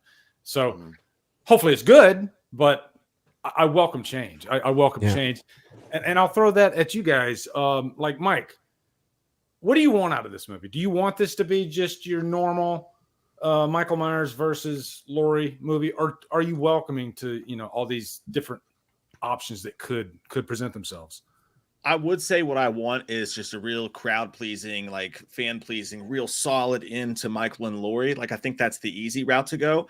But now the more and more I think about it and everything we've heard about the movie, I don't think that we're going to get that idea. But the more and more I think about that, the more and more I like it. Like, I mean, if you think about these movies, like, when fans know what to expect, and like what Marvel does, they're going to give you exactly what you're going to expect, and they're going to give you what you want. And that's cool. That works great. But what I would love to see is for them to actually pull this off. Like, I think if you look at this from the most positive aspect you can, all these filmmakers and everybody who worked on the film may think that they did something great, but they're so used to the response from these first two films that they're really worried about how hardcore purists are going to feel about it. But what would be awesome is if we went into the film and they gave us all something we didn't expect, and it changed the game. It actually fucking works. And I don't mean just works, but as a fucking classic. Like, they do something, and that's why, right? I mean, that's why fans don't write the movies, right? These people are writers and they get paid millions of dollars and all that. Maybe not the writers, but everybody gets paid a shit ton of money because they are supposed to be better at this than the fans are. Yeah. So what if they write something that completely blows us all away and we go, oh, fuck, that's beautiful, and I never could have thought of it. That's supposed to be their jobs. So I don't know if what I just said made sense, but I would love for them to show something on screen that none of us expected and none of us knew we wanted until they told us we wanted it, and for it to actually work. Will that happen? Probably fucking not. But I just hope that happens. Yeah, people got to open their minds and like sit back and enjoy a movie instead of trying to, like, it feels like people are trying to figure out the plot and then so they can be disappointed with it. And I hate that attitude. But yeah, David Gordon Green knows he's got to get this right, guys. Like, he's got an Exorcist trilogy riding on here. And like, I know that's greenlit already, but we saw with Game of Thrones, like, those guys had Star Wars movies lined up and they fucked up Game of Thrones and they got that taken away. Like, nothing's set in stone until the movie's out in theaters. So I don't think anyone's phoning this in, which is another attitude I've seen a lot of. It's like, I don't think that's what's going on here at all. I think they're actually trying something new, and I want to encourage that because I know we can look back, right, when they try new stuff, like with Halloween Resurrection. It doesn't always work out, right? But in the end, it's like you want them to take those risks because we've seen this 12 times over already. They got to do something new after a while. By the way, I'm gonna cut in real quick, Lee. I gotta go piss real goddamn bad. I'm gonna take like 2 seconds. I'll be right back. Okay. Just urinate right there. Just right in your seat. Just go, I man. already did a little bit. I gotta go finish the rest of it in the toilet. All I'll right. be back though. Timer starts now. You got 30 seconds. 30 seconds. 18. So my question for you guys is, let's talk about the legacy of Myers. What will the legacy of Myers be by the end of this movie? And I guess how do we cement Myers as the ultimate slasher killer? And I don't even think he has to live, but I think certain things maybe need to be done in order to, keep his legacy intact. I'll throw that one at you, Barry. What are your thoughts on Myers in this movie? Do you want him to live? Do you want him to die? That's the exact words I was going to use. So you want to keep his legacy intact, and I think to keep his legacy intact, you need to know the exact same about Michael at the end of Ends as you did at the end of 1978's Halloween, and that is very minimal. Because if you explore more of Michael, you're going to get a Rob Zombie's Michael Myers. So if you know just the same amount as you did back in 1978, then his legacy should still be intact, whether he lives or dies. But if you find out why he's looking out that window, or find out why he killed someone, or find out that, yes, he is after Laurie, then you lose that bit of mystery. But if you don't know, that's okay. And I think that's what keeps his legacy intact. Good answer. I Go ahead, agree Dave. with Barry 100%. I mean, it's no secret. People know that I've been sort of, the gatekeeper on that on my own channel about the anonymity, the ambiguity, the mystique, the mystery. It's so important to the Michael Myers character. I know maybe even some of my, the panel here today might disagree with me, and that's totally fair. But I think the character of Michael, because of the way he was built from his inception, and you can change that as you go along, you can evolve that. But the character that they are talking about in these new movies, which they've erased all the sequels, so the only one that exists is that first movie. So that's the connective tissue that we're talking about. That character in particular, I think, has a shelf life. That doesn't mean you cannot reboot the character down the road and design it a bit differently, where maybe you can extend it, to get more films. But I think that, it's so important to preserve that mystery, and that's really one of the only things. I mean, he's got other things too, but one of the big things he's got above Freddy and Jason and Chucky and Ghostface, and we all know their backstories. We know Jason's backstory. We know Freddy's backstory. We know Ghostface. Well, they're different people, of course, right? We know Chucky's backstory. We know why they're doing what they're doing. We have no idea why Michael's doing what he's doing, and it's one of the reasons why it works so well. Now, that doesn't mean you can't have people in the movie trying to figure that out. That actually is kind of cool, right? Them asking that question and sort of posing it to the ether, what is he, what's going on, all that kind of stuff. And we get bits and bobs of that, I think is important, but I don't think we should ever find out what that is. It's just something that is, it's not obtainable.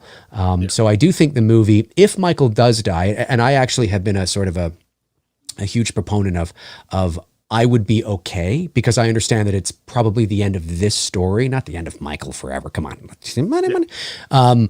But of this story in particular, I would be okay if both of them died. Now, according to the synopsis, it looks like only one will. But it's not that he dies. It's sort of, he would die and there would be like this big philosophical sort of question and note about evil and this kind of stuff. And I think that's important too.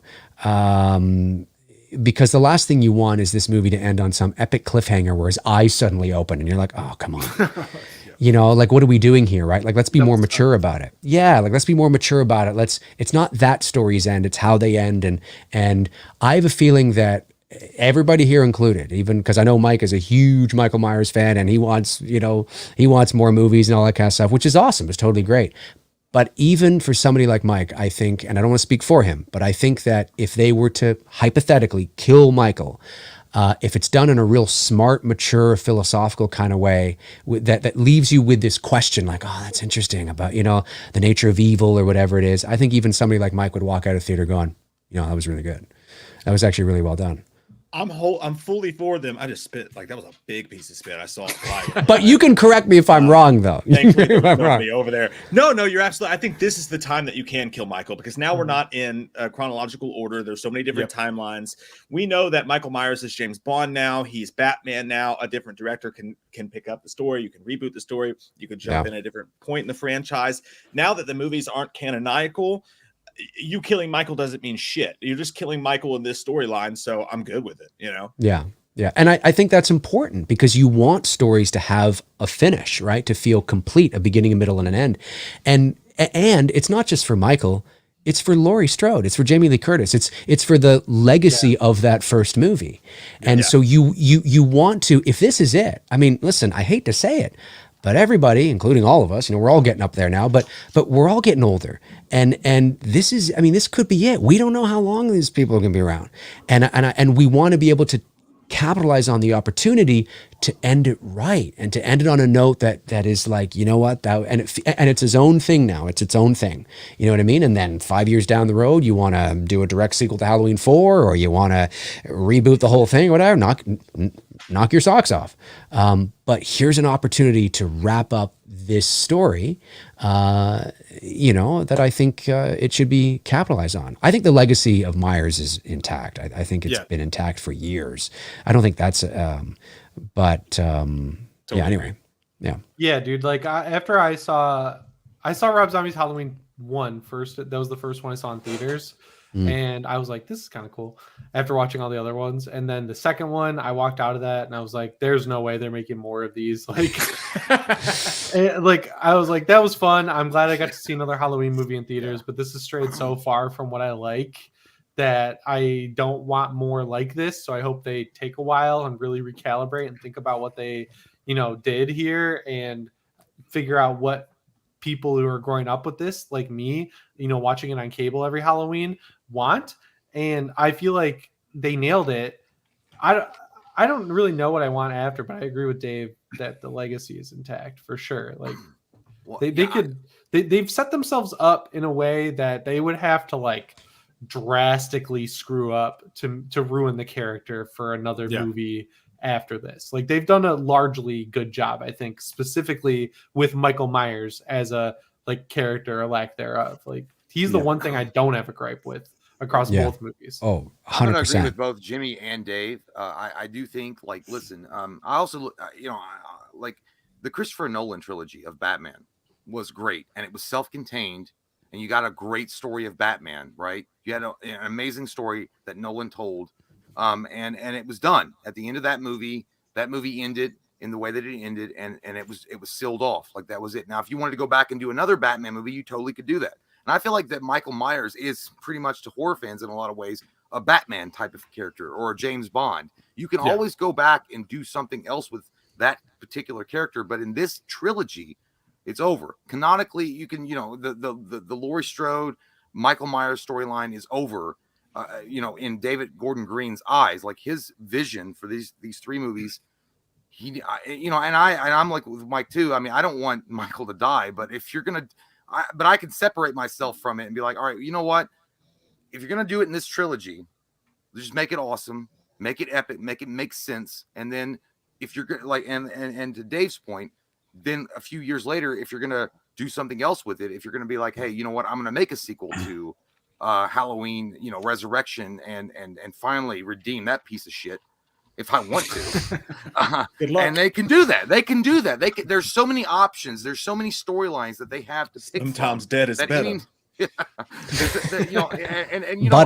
I think that Nolan himself, or I think he said that he as far as Batman was concerned, I think it was Batman. He was talking about. He was like he liked to see the another vision a director would bring to a character that's so established and so iconic and so that has so much legacy of Batman. So it's the same thing with Michael. I want to see what happens after this trilogy. I feel like it's a self-contained trilogy.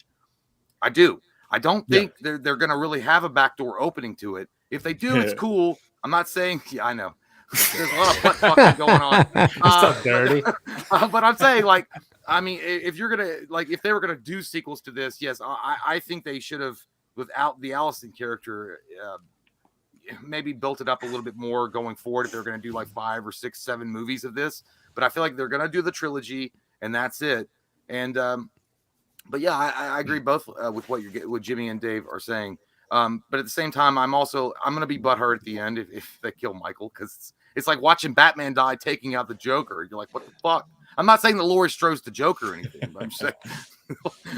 I'd like it if they like after this started like if they this opens them up to have an opportunity where Michael isn't tied necessarily to Haddonfield. Mm-hmm. Like he could show up anywhere at any given time. Like if he transcends Russellville, like being like the thing you're scared of on Halloween, like that's what I always grew up as thinking of him as, until I realized like, oh, unless I'm in the orbit of Laurie Strode, I'm generally going to be fine. I would like to see Michael Myers become more of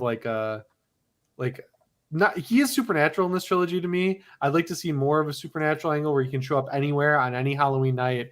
And I'd like to see new characters kind of like have to figure out who he is, what's going on, and not necessarily beat him, but just survive the night. There's a lot of stuff they can do, but I agree with you where it seems like Blumhouse is like, yeah, this is our trilogy. Whoever wants to come in after can kind of take over, and that's fine. There's a lot of stuff they can do with 12 movies. Follow That's it. Look, we've got the good, the bad, the ugly. I mean, you know, we have a lot of movies we can watch Yeah. over and over again. I think and the wait's going to be shorter this time. I don't think it's going to be a decade of reset. It'll be interesting to see how well Ends performs. Now we do know that Kills performed less. Now you could point, well, it's because of COVID in the box office and the COVID in the movie. And fair enough. And day and date, that's right. Fair enough. It'll be interesting to see how Ends performs. You know, traditionally, once you get this far in, it's not, you know what I mean. But we'll see. Is it does it still make 150 million? I don't know. It'll be interesting to see and what Malick wants to do. I don't know what Malick wants to do. Maybe he wants to move on to streaming or something like that, or some sort of show. About that. He does. He keeps hinting at it. Yeah, he does. You're right, Jimmy. There's something he's thinking about there.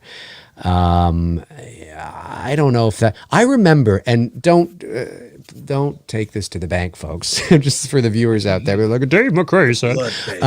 Yeah, I know. But I remember this was a few months back. I had caught that Jason Blum was live on his Instagram. Now, again, this could just be nothing. This could mean nothing. Let me just say this, okay? But he was, I don't know where he was. He was like sitting on some couch. He was at somebody's house or something. You could hear somebody in the background like, oh, yeah, you want something? Whatever it was, I don't know. And he's sitting there, and he's sitting there, and he's doing a live Q&A. And I guess I happened to tune in at the right moment, and somebody asked him, are you ever going to do Season of the Witch? And I remember his response was very like, if he's got his phone and he's like, never going to do Season of the Witch. It was something like this. I'm paraphrasing, but it was something like this. It was like, we'll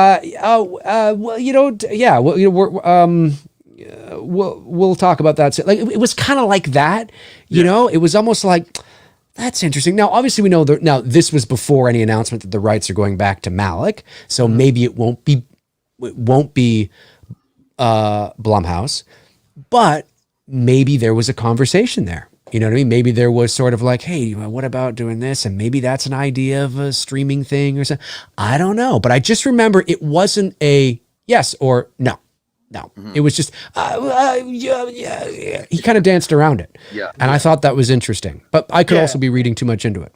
I think you're onto something there. Also, all these people who put complete stock into him saying over and over again, we're done after this movie. We're done after this movie. He can't look like publicly that he really wants to make more movies or like a streaming show. It's like with Tom Holland being like, oh, I kind of want to retire as Spider-Man. It's like, dude, he wants more money. He wants to renegotiate. He wants a better deal. Right. And if it looks like he's sitting there like, fuck, man, Blumhouse is about to, fold if we don't get Halloween.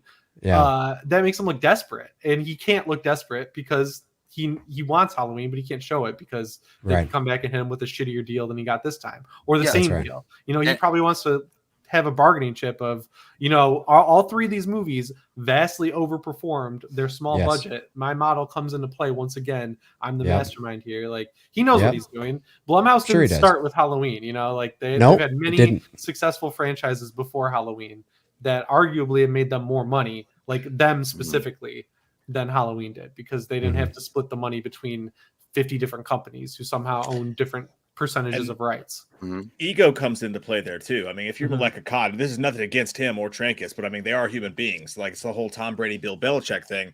They may be like, hey, these movies are successful, but I don't want people looking at Halloween and thinking Blumhouse. I want people looking at Halloween and thinking me and my dad and my family and all that stuff like that. I mean, that has to come into play a little bit on the both bargaining sides. Which they have a history of acting like that. They act kind of petty. It's the wrong word. I don't have a better word for it. But they do have that, like, that little bit of a bent where it's like they want Trancas to be the Halloween company, not necessarily Miramax or Dimension or Blumhouse. Like, you're totally right. I wouldn't be surprised if Blumhouse has 3 more movies. Like, even when they started this thing, like, I wouldn't be surprised. Let's do a trilogy. They'd be idiots if they didn't. Let's give the fans, because so many people have said Season of the Witch, Anthology. If this is a big box office success, they make tons of money. Why not go for do an anthology trilogy or do something just based in Haddonfield, or like Dave said, Russellville?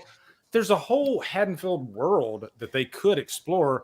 and it's kind of irresistible at this point, just because it's been so long. It's almost like the stuff of legend. And you want to know how you? Sorry, go Dave. Go ahead. Oh, I was just going to say, and you want to know how you get some maybe apprehensive fans on board? Is again that connective tissue. So obviously Halloween 3. Well, I mean, if you're rebooting Halloween 3 and you're not making a direct sequel, and you're kind of just saying Halloween 3 is its own thing, and you're going to start from scratch, you could totally bring Michael into it. You can't if you're doing a sequel, because Halloween is a fictional movie in that film, so that doesn't make any sense. But I was just going to say I joke about the Russellville thing and old Charlie Bowles and all this kind of stuff, but at the same time, if you were to do that, explore those kinds of things, and you make it set in the world of Michael Myers. So Michael's not in it, but there's familiarity there. So, you could have one of the characters driving through Haddonfield because maybe they got to go to the bank. That's where their bank is. You know what I mean? Maybe they're flipping through a newspaper or something, and they see, maybe it's not what they're looking for, but the audience, if they're looking closely, might see a little thing at the top that says, Michael Myers now dead, or, whatever it is, right? Or whatever. So it feels like it's the same world, because I've often said there's other crazy fucked up shit going on out there that you could bring into the Halloween world. And I think psychologically, maybe, and maybe I'm way off on this, but maybe fans are like, no, fuck that. No, it's got to be Michael Myers all the time, every time. Maybe it would sort of soften the blow a little bit if they felt, well, no, it's not, but we're telling other stories in this universe. See, Halloween was fiction. Whenever. He can come back. That's correct. Halloween, right. Halloween was fictional in Halloween 3. We saw it on the TV. Atkins is tied up. There's the movie on the TV. It's basically saying that no longer exists. Whereas if you sort of revamp it a little bit, maybe fans might be a little more, like, oh, we're doing the Charlie Bowles story. Now, who knows? Maybe you'll get one season out of it because it sucks. I don't know. But it psychologically, there's that kind of like, oh, this might be interesting, and Haddonfield's an actual place in the show. Yeah. Who knows? They got a seed there with like whatever's keeping Michael alive between these movies, right? Like they don't have to explore exactly what it is, but like have that be the connective tissue, like Halloween itself. That's what I want. My second favorite movie is fucking Trick or Treat. Like I love the idea of Halloween. I feel like that's what's kind of been neglected here, even though they've done a better job than the other Halloween movies. It feels like an afterthought, the fact that it's Halloween night. And I feel like that's something they could kind of explore a little bit more in the future. But I love what you're saying. I want more. You have the title Halloween. You can come out with a movie every year. And if one doesn't land, you're like, well, we got 365 days to fucking make the next one. And that one probably will land, right? Like, and I think today, 100%. And I think today, again, it's always a risk. You never know. Because everyone's like, well, Halloween 3 didn't do well. But it was 1982. And the word anthology wasn't even a thing. I mean, nobody knew what that was. And there were people that actually went to the movie theater expecting to see Michael Myers, and he didn't show up. And because it was a different time. Now we have the internet, the ease of access, the flow of information. That happened to me. Like I was a kid. Like I was probably like 11, and I watched Halloween, Halloween 2, Halloween 4 on Fear Fest. And then they were like Halloween 3 is after. And I watched that entire movie waiting for Michael Myers because I was a kid, and I was like, it ended, and I liked it, but I was like, what the hell is that? Did they get the TV Guide channel wrong or something? Like it confused me. So I can imagine people going to the theater. They probably marketed it as a Michael Myers thing in the newspaper or whatever. That I just think that. Sorry, I just want to finish by one last thing. I just want to say that I think today is a perfect, like in this era. I think if this kind of thing is going to succeed, I think there's the best probability of it in this era today because of our understanding of anthology now and stories and connective worlds and universes, thanks to Marvel and all these kinds of things. I think if it's going to succeed, now is just as good a time as ever, but not in 82. Do 100%, and that's what I was going to say. That Jason Blum and Blumhouse, they landed a diamond in front of them. I mean, they can literally be this could be the horror universe's MCU technically, kind of in its own strange way, right? So you can go and do like, you know, we were talking about Halloween 3, you can do different stories, you can do all sorts of different crazy things if you want, and it's all staying inside that world. There's also talk that Blumhouse wanted to acquire Scream, and you know, and I had always said it would be really cool that in the new Scream iteration is that the new killers, the Ghostface killers, are trying to copy what happened at Haddonfield, and they want to become, you know, what they saw in Haddonfield, and that's what they're doing, and that's the new premise for a Scream movie if Blumhouse owned it and they were, you know, now progeniting this new MCU horror universe. Also, at the end of the day, I think that Jason Blum is very careful with what he's saying because there's probably a lot of legality that's going on. At the end of the day, they're probably like, you know, I can't say too much here, and I don't want to say too much here because I don't want to get my ass sued like Amber Heard. So I want to make sure my shit's squeaky clean. So he's not gonna say a lot, but I'll tell you what, man. To abandon the idea of the of a Haddonfield / MCU horror universe is absolutely absurd. And I think Malik would be like, I'm all on board on that. I think it'd be cool. I mean, you look at stuff like success on FX, American Horror Story. You know, you look at shows like that have continued on for 8 or 9 or 10 seasons or whatever. I think that they're thinking the same thing. I think they, you know, hey, we take what John Carpenter originally wanted to do with Halloween 3 and tell different stories under the title of Halloween, and be able to put that on TV and kind of connect it in a way that we weren't able to do back then. Man, I think you got a golden ticket from Willy Wonka's Chocolate Factory right there. It's all time. No, but Jay's bang on. It's all timing. It doesn't mean it's going to succeed, but I think, like we were saying, now is as good as time as any, you know, to really sort of try that approach. I mean, yeah, I think that would be fascinating. They're kind of setting themselves up to look like they don't need it too, because Insidious 5 is happening, and that is no longer a January franchise. That's a like middle of the year franchise for them again, and it's the sequel one that everyone's been waiting for. I know, Patrick Wilson directing, right? Yeah, like they're setting themselves up on the back end to be like, we don't need Halloween, but like we'll take it. We'll do some more for you guys. Like, you know, I think Jason Blum's really smart. I see the way he works because, like, my day job is like literally just reading YouTube analytics, and there's a lot of similarities between what he does and like what we're doing, and I think he's setting himself up really well to get this franchise again and do some really cool stuff with it. And every idea Dave has, they should be writing down, because all of that sounds awesome. I'll send them my invoice. Yeah, I'm sorry. Go ahead. It's because of the delay. It's because of the delay sometimes. Well, no, I was just going to piggyback on what Jimmy said, because it's true. It's because what else do you do? Right? I know there's a lot of, well, you just do it again. It's like, well, yes, I guess we could just do it again. But what else are you going to do? You know, I mean, one thing you could do, and I don't know how successful this would be, but every Monday night I do a podcast with this guy in Atlanta, and Two Dudes and Some Bullshit's the show. I'm sure some people have seen it. And we were talking about what you could do. And one of the things we came up with was, if you wanted to reboot the story again, maybe in a few years, 5 years, 10 years, 3 years, whatever, instead of just doing the same thing over again.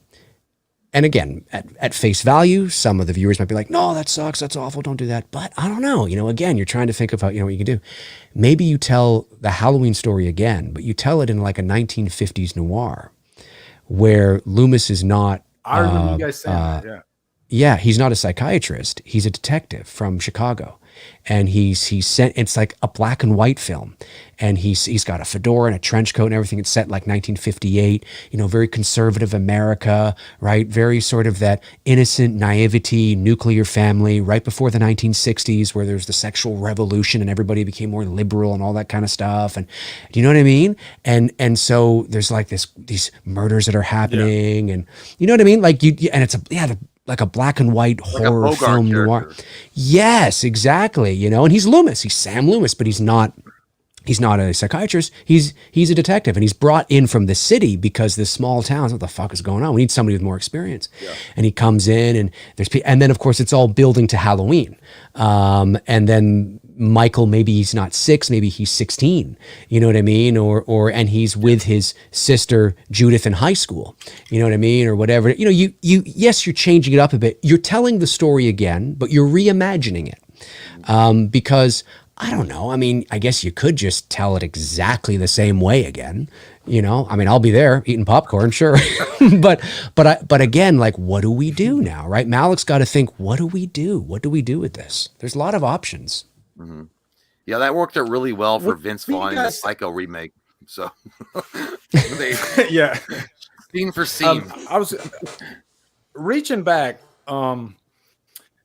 I love a good reach before Rob around. Zombie's Halloween, I was always curious about what went on in Smith's Grove Sanitarium before Myers broke out. You know, and I think Rob Zombie, his first movie, kind of ruined that for me. It didn't play out like I wanted it to. So, speaking of Myers, you know, let's say we do like an anthology thing, and then eventually let's do Myers again. Mm-hmm. I go back and forth with this because sometimes I wouldn't mind jumping off of, like, say, a Halloween 4 or something like that. But then sometimes I'm like, you know what? Let's maybe give it another try. Maybe try to capture some of that, like Dave says, that mystery, you know, that tension. Try to recreate that, but maybe go back a little further and maybe spend maybe 15, 20 minutes of the movie in Smith's Grove and maybe show how he's not talking, but just maybe show how the breadcrumbs eventually to him escaping, and then we start off with a new path. And that way that opens it up because you got a young Myers, and you could go as long as you wanted. Mike, what are your thoughts on that? Like, where do you want this franchise to go with Michael Myers eventually after? I think what you said sounds great. I mean, like, as far as like not doing too much in the realm of young Michael Myers. You know, they've done in the comic books, they've gone back and kind of showed how people just act weird around him. And they kind of touched on that in 2018 when they're in the courtyard and everybody's like, Figaro, you know, and doing that stuff.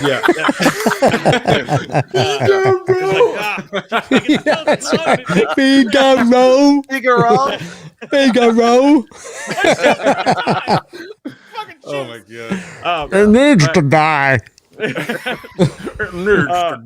This cassette tape is broken. But I gotta just take a quick step back just for a second, because I think anything they do is fine. What I'd really like to see, what my whole would like to see is a Preparation H. No, what I would really like to see is I think maybe it was Jimmy who mentioned it earlier. Like a new group of people have to figure out Michael Myers. He shows up, they don't know who he is. It's a new cast. You don't have to tell a story the same at all, and we know who Michael Myers is. You don't have to tell the origin story. You don't have to tell anybody who goes and sits their ass in the theater is going to know who this guy is, and he wants to murder your ass. So you don't have to reboot it. You don't have to tell the old story. You don't have to go back to Jamie Lee Curtis. You don't have to go back to Smith's Grove. It's new characters. They're hanging out. This fucking guy shows up, and you got to figure out, wait a minute, I stabbed him and he didn't die. He keeps moving. Like, why is he after us? That whole fucking thing. And the last thing I'll say really quick is I hate all of you guys for your anthology idea, because I think that's the worst place you can go with this franchise. And I love you all very much, and you're great kissers, but I hate that. Well, I hate you fucking too. I hate You can have both, though, Mike. No, but this is... You said trick or treat, right? Like, you even said trick or treat. Like, what is the difference between fucking trick or treat or any... Like, in this world of... They're called... Like, they have the title Halloween. They can call the movie Halloween. You can call it fucking buttfuckers in Texas. You don't have to call it Halloween. Why waste the issue in my head, like, the circle I always go in is like... By the way, I don't know why I went buttfuckers in Texas. I apologize. That's just what came. There's nothing wrong with buttfuckers in Texas. What do they do with the mask, right? Do they just keep using the mask that is the perfect modernization of the original? Like, it seems like they always feel like they got to change it. So if they keep using Michael Myers and they're not going to use the one that they've invented here, like, it's just it's weird to me. Like it's going to feel like it's connected to the average moviegoer, right? If they use a very similar looking Michael to the Blumhouse trilogy.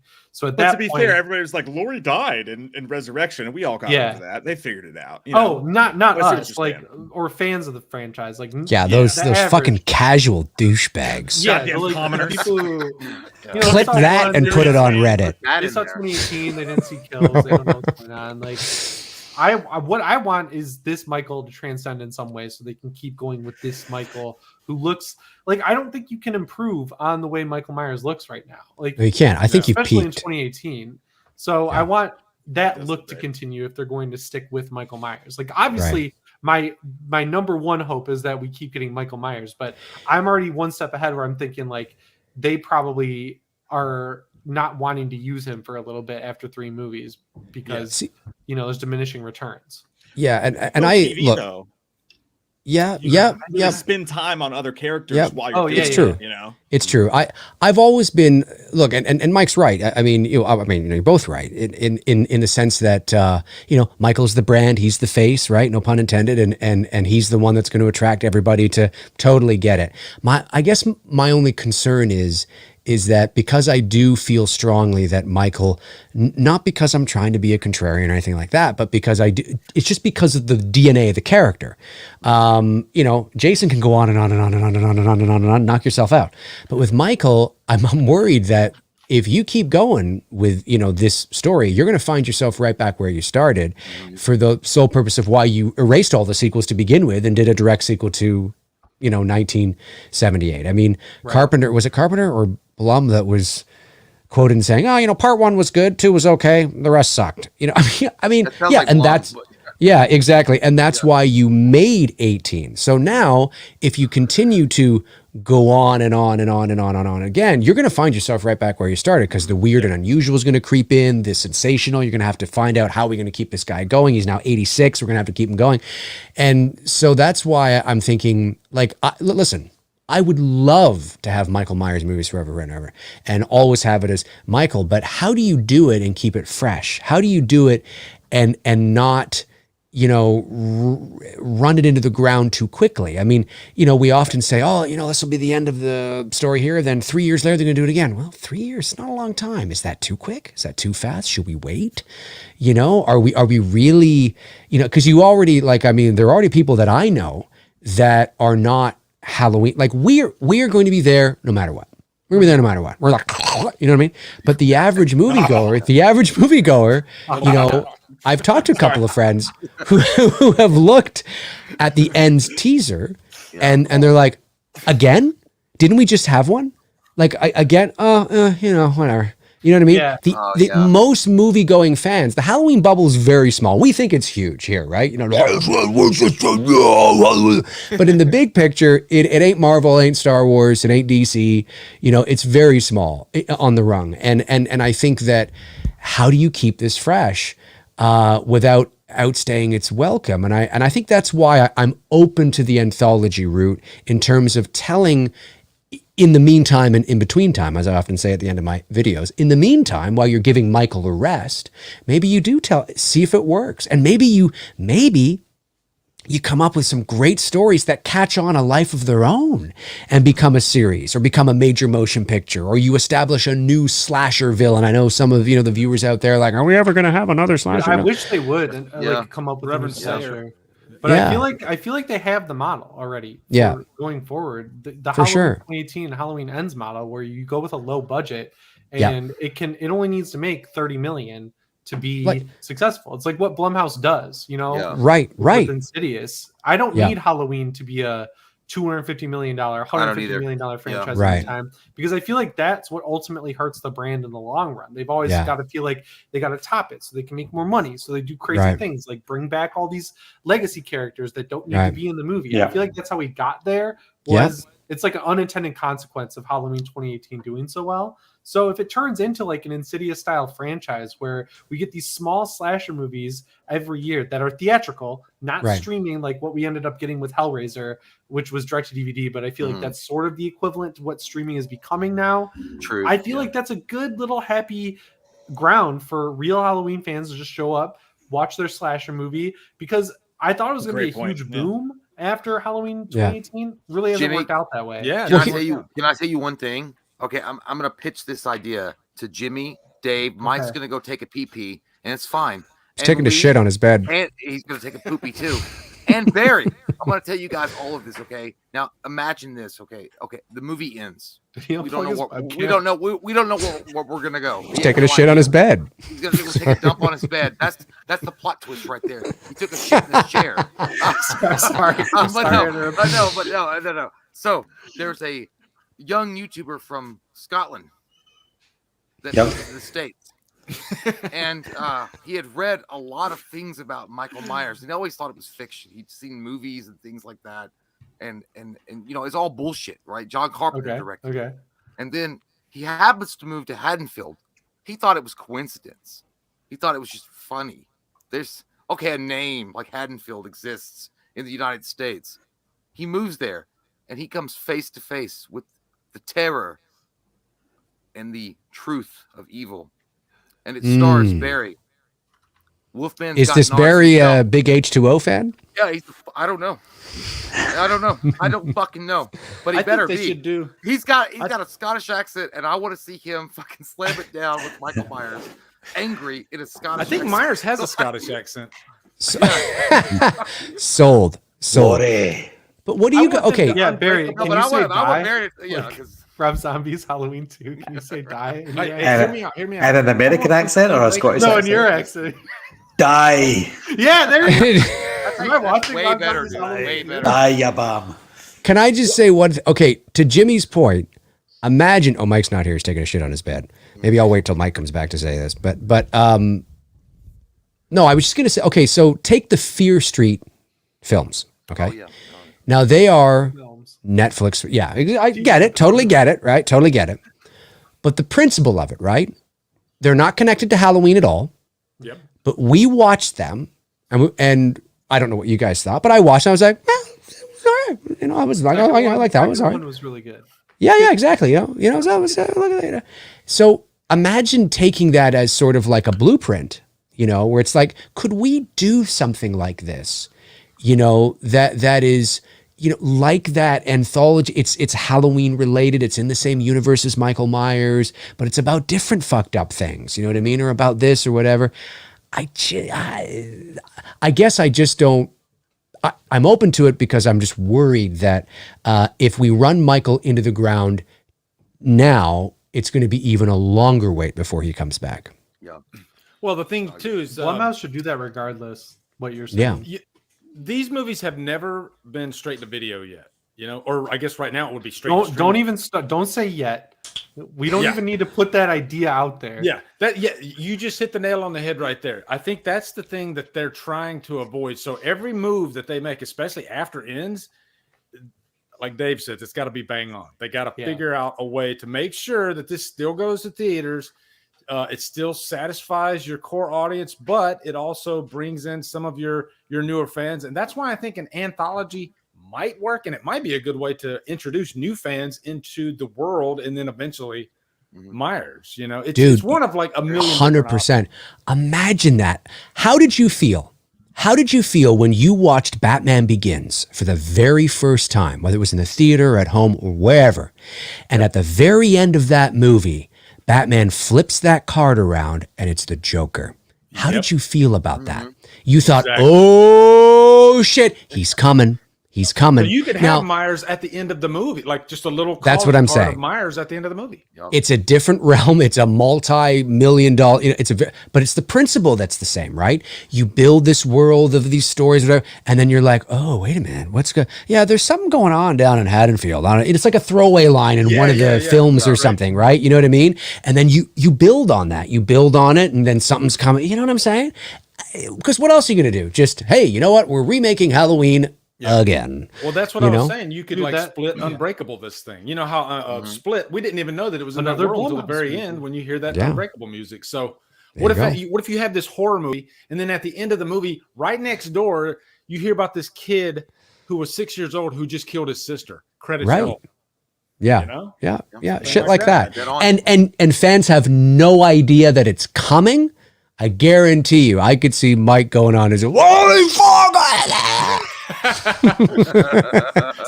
I love Mike. I love your videos, That's dude. also I do. my O face. That's what I sound like when I come. Oh, Mike, I watch your videos, man, and you fucking make me giggle. It's great. I love it. Like, I mean that. Like, seriously, you go on and go, hey, what's going on? And you fucking the way you cut shit. And you well, that's the great thing about, I think, and I'm not tooting So our great. horns, but have such a different, distinct flavor. And I think that's why we all kind of coexist in this world, because it's like a little something for everybody, you know?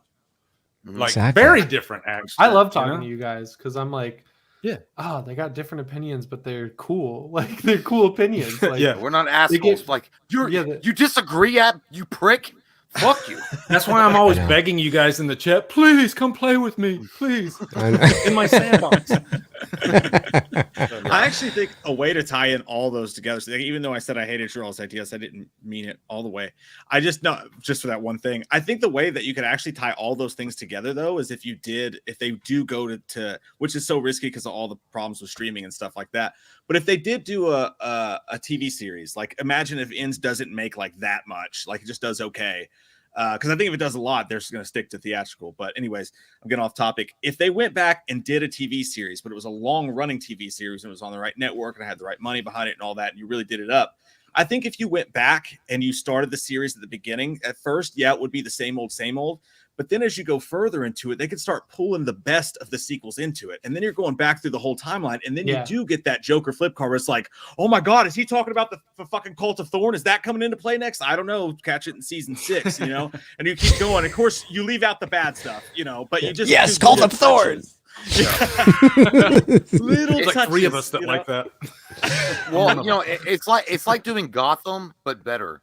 Like the TV show Gotham. yeah, or the Exorcist. It actually show. You're has building Michael in up it. towards like this iconic character, Right. doing it in a way that actually makes sense, Yeah. and there's actually time and energy spent on the storylines. And The not worst just like, version of that hey, is let's get that a guy Resident that like Evil. dresses up in cardboard boxes as Batman.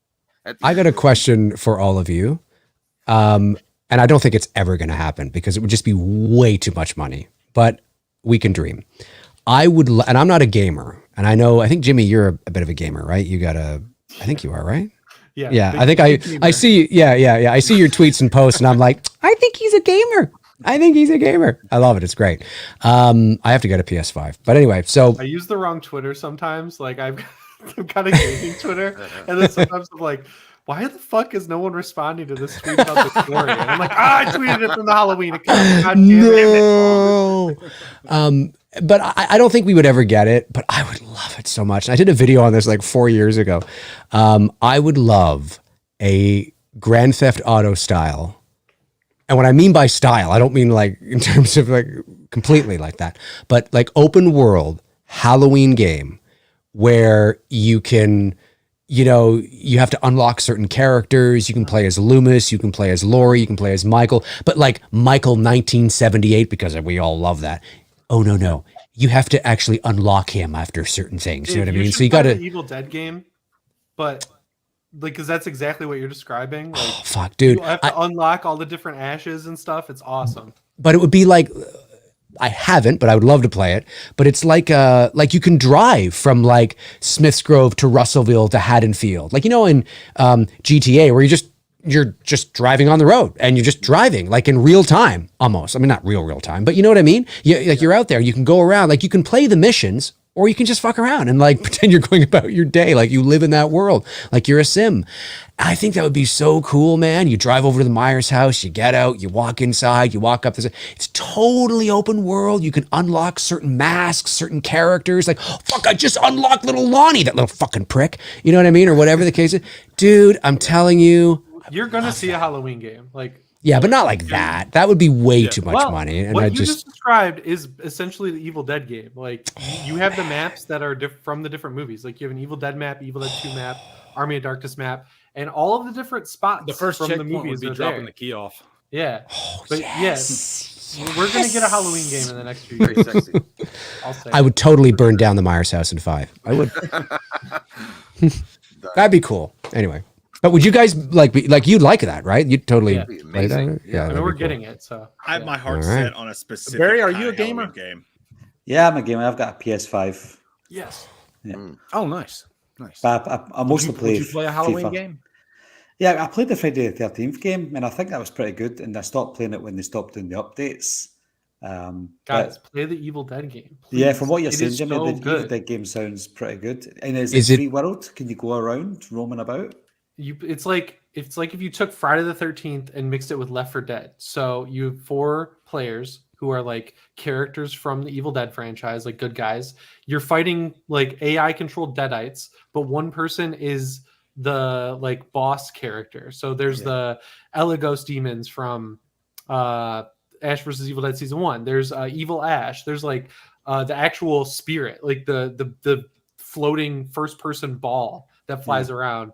And that person is picking where the deadites spawn. They're setting traps, and you have goals spread out the map. Like you all have to sit on the Necronomicon and collect the pages, and you have to collect the Kandarian dagger. That's really and cool. ultimately, you have to fight the boss. Is it online multiplayer as well? Yeah, and it has single players mode that's like parts from the movies that you're doing yourself as the different ashes. Yeah. It's awesome. It's so Might good. download that. But was Might it? get- I might get it. But was it designed as a multiplayer game though? Yeah, it's mainly multiplayer. Yeah, I was gonna say yeah. But It it's sounds cool as different fuck, than these though. other ones where you have no fighting. Like Yeah. you collect weapons on the map, and it's done really well. Like the kill animations are sweet when you have like a dedicated finisher button. So when you play as Ash, you get the one-liners like Bruce Campbell came back and did all the voices, and it's the dedicated kill button is sweet. Dude, if they ever make a Halloween. Halloween game like this and it's online and we all can play it, we all have to link up, Yeah, play dude, it, that would be and we all have to pick like so Jay's going to be Loomis. He's going to play as Loomis, okay? And I don't know. I can be the fucking station wagon or whatever. I don't know. That'd be Brady. amazing.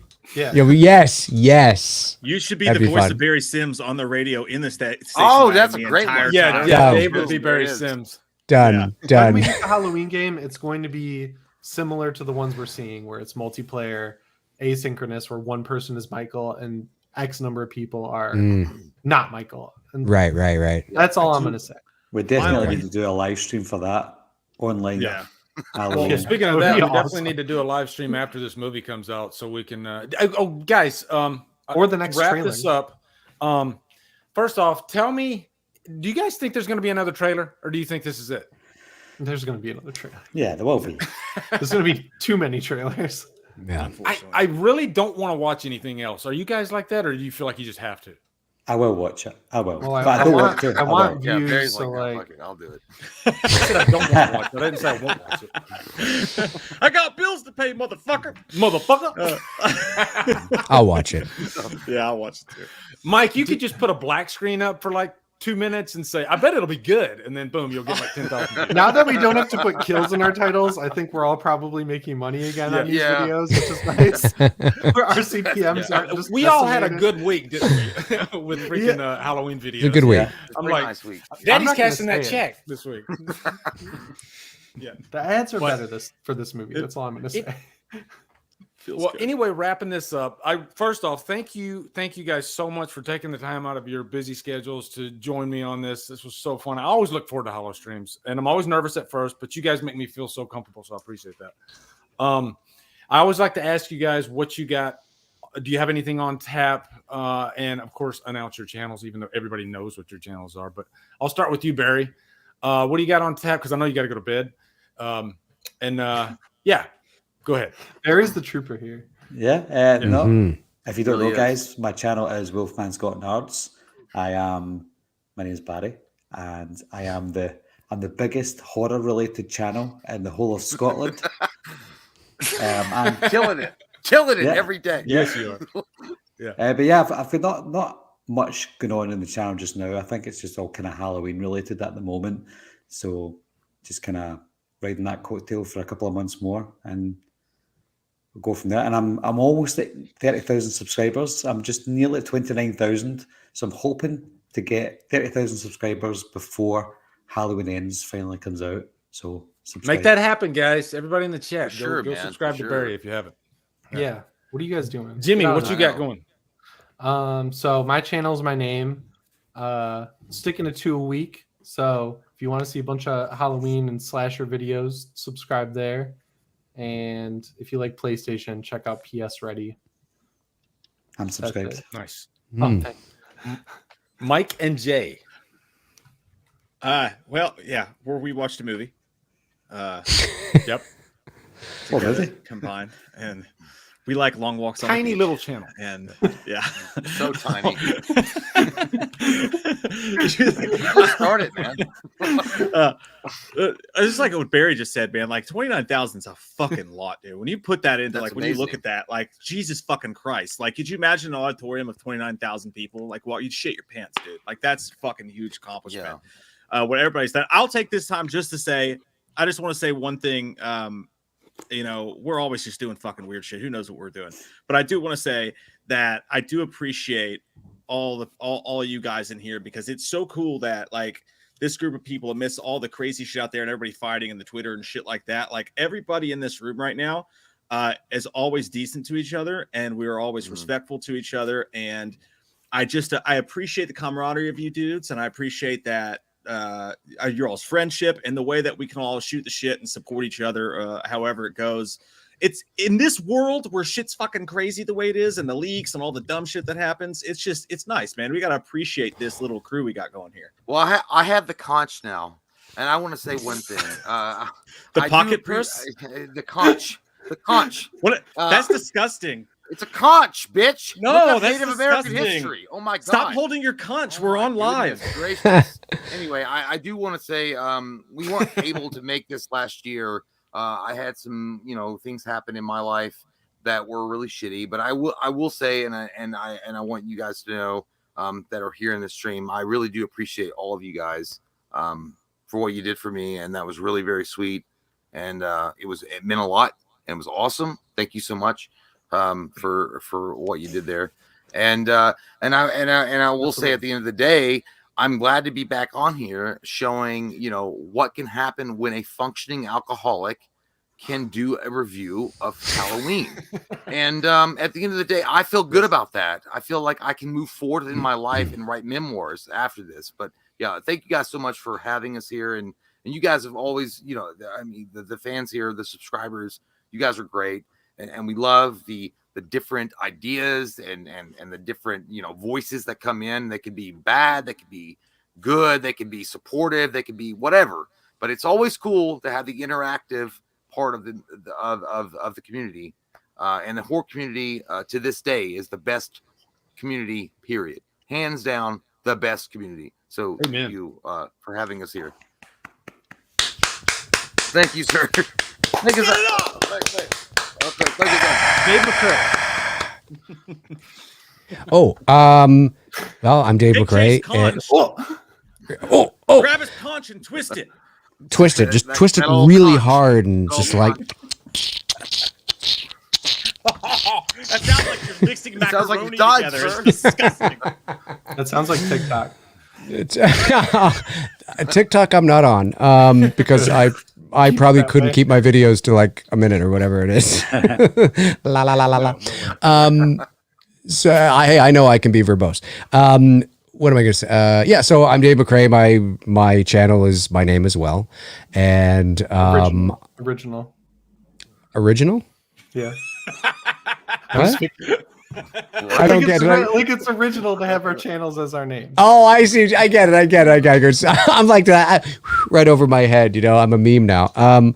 But yeah. So and then of course I talk about Halloween a lot on there. It's been Halloween the last couple of weeks. It will continue to be a lot of Halloween from here until the end of October for sure.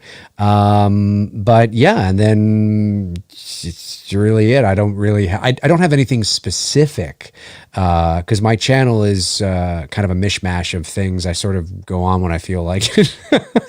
Or I do a video on, I have to do a video that inspires me. So one thing I will say that I really appreciate from Lee and from WWAM, I don't think, Barry, do you do reviews?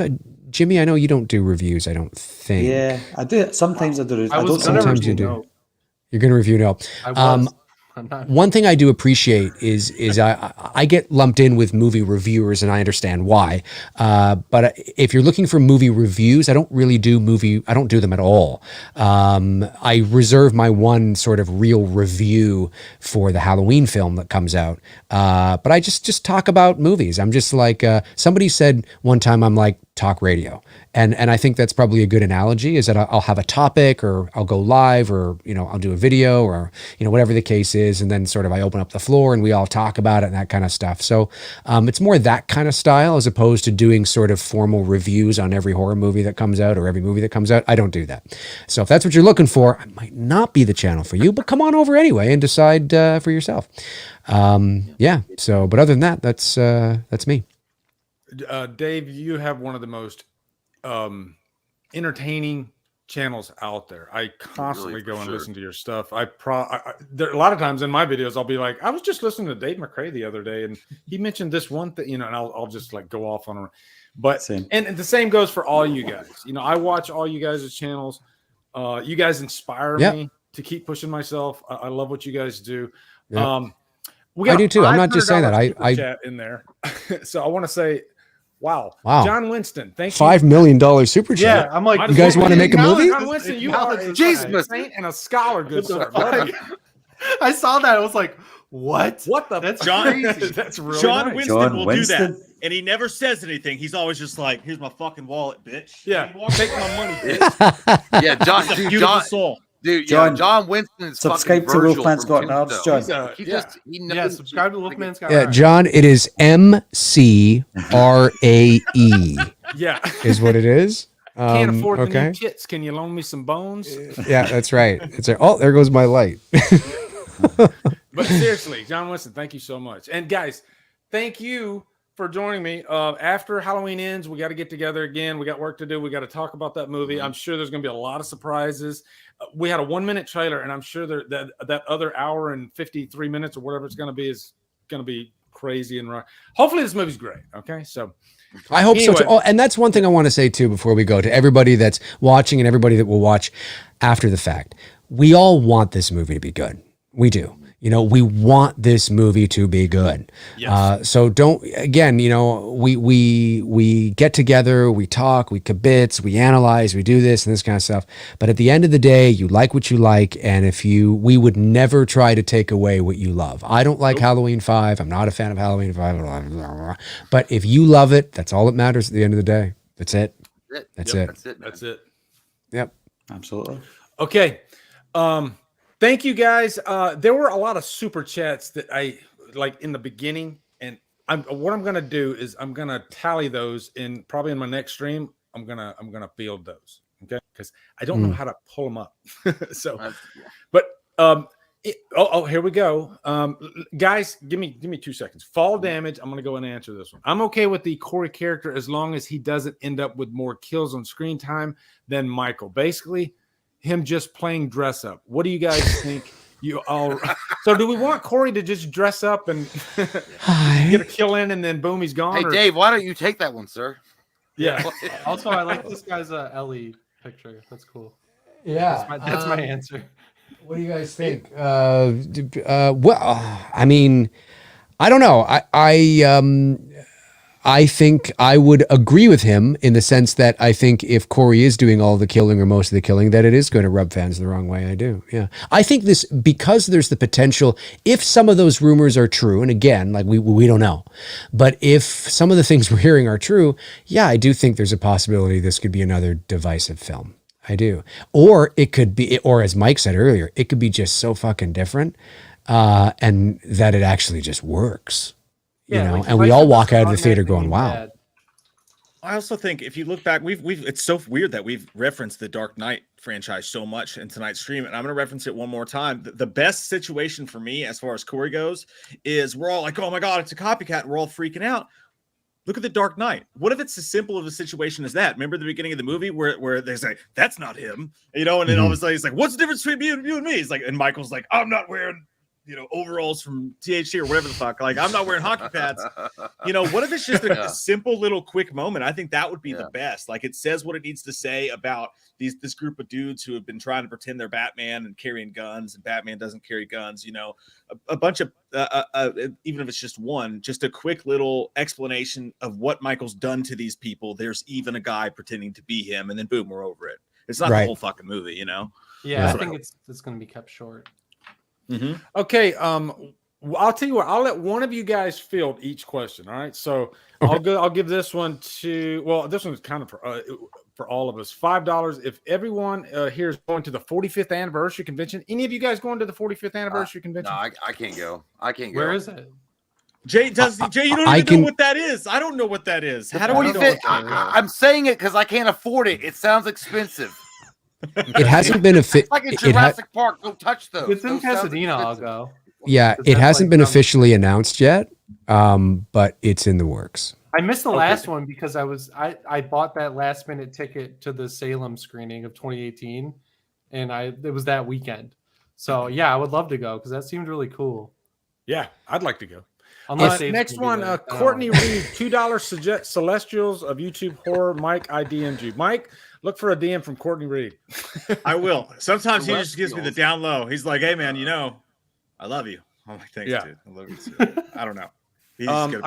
Thanks, Courtney. Dennis Ologic says a couple of months back I saw on Twitter where Jamie Lee Curtis said there was gonna be something that pisses off a lot of fans. If it's something as simple as killing Michael, Jimmy, what do you think it was that she said that was going to piss off fans? Dude, she's 2 for 2 on being wrong about leading up to the movies. Like, so Halloween Kills is a masterpiece. Yeah, it's a masterpiece. Masterpiece. Like, I get it. She's excited. She is. Well, it's her job, right? So good. I always think back to her talking about horror movies and like, don't take your kids to see them. Like, no one should watch these movies and like all that stuff. So don't put stock into what actors have to say. That's exactly. Matthew Ferris, $9.99 to the Horror Avengers. Wish I wasn't at work. Definitely. Thank you, Matthew. Avengers. We love you. Hey, I got another one. God damn. Yeah. CJ, here we go. CJ Kid, he says $2. Want to still see Dave's Loomis talk and Jay's Loomis. We get this Dave's Loomis talk versus Jay Loomis. You guys want to give us a little? Haven't we done this before? I don't do Loomis on a. I think we did that like early on. Like I did. Okay, here's the thing. My Loomis is always half in the bag, and I think I did it once or twice a couple years ago, and everyone's like, "Oh, you should get it." I'm just always like, I sound like, what's his name? I'm not gonna try to talk to him. Like, yes, it's always that's all my Loomis is. Yeah, it is. I always go there. I'm always, for whatever reason, it's like a cross between Pleasance and McDowell, almost. You know what I mean? Well, it'll be a mirror match for fucking Street Fighter. I don't want to. Yes. We got one $50. Thank you so much. I was like Milo. Okay, feels like yesterday since 2018's HallowStream. Thank you all for providing us entertainment. It's Halloween. I guess everyone's entitled to one. Thank you, good sir. We appreciate it. Holy shit, we got a $200 Keep sending Lee money. Keep sending Lee money. Yeah, everyone just keep sending money. I want to see how high we can get. We'll send him an invoice later. Yeah. Go on. Okay. Billy Tolly, no message, just a donation. You are a sweetheart. Thank you so much. Cool. Amazing. I think that's guys, I'm gonna definitely split this with you guys, okay?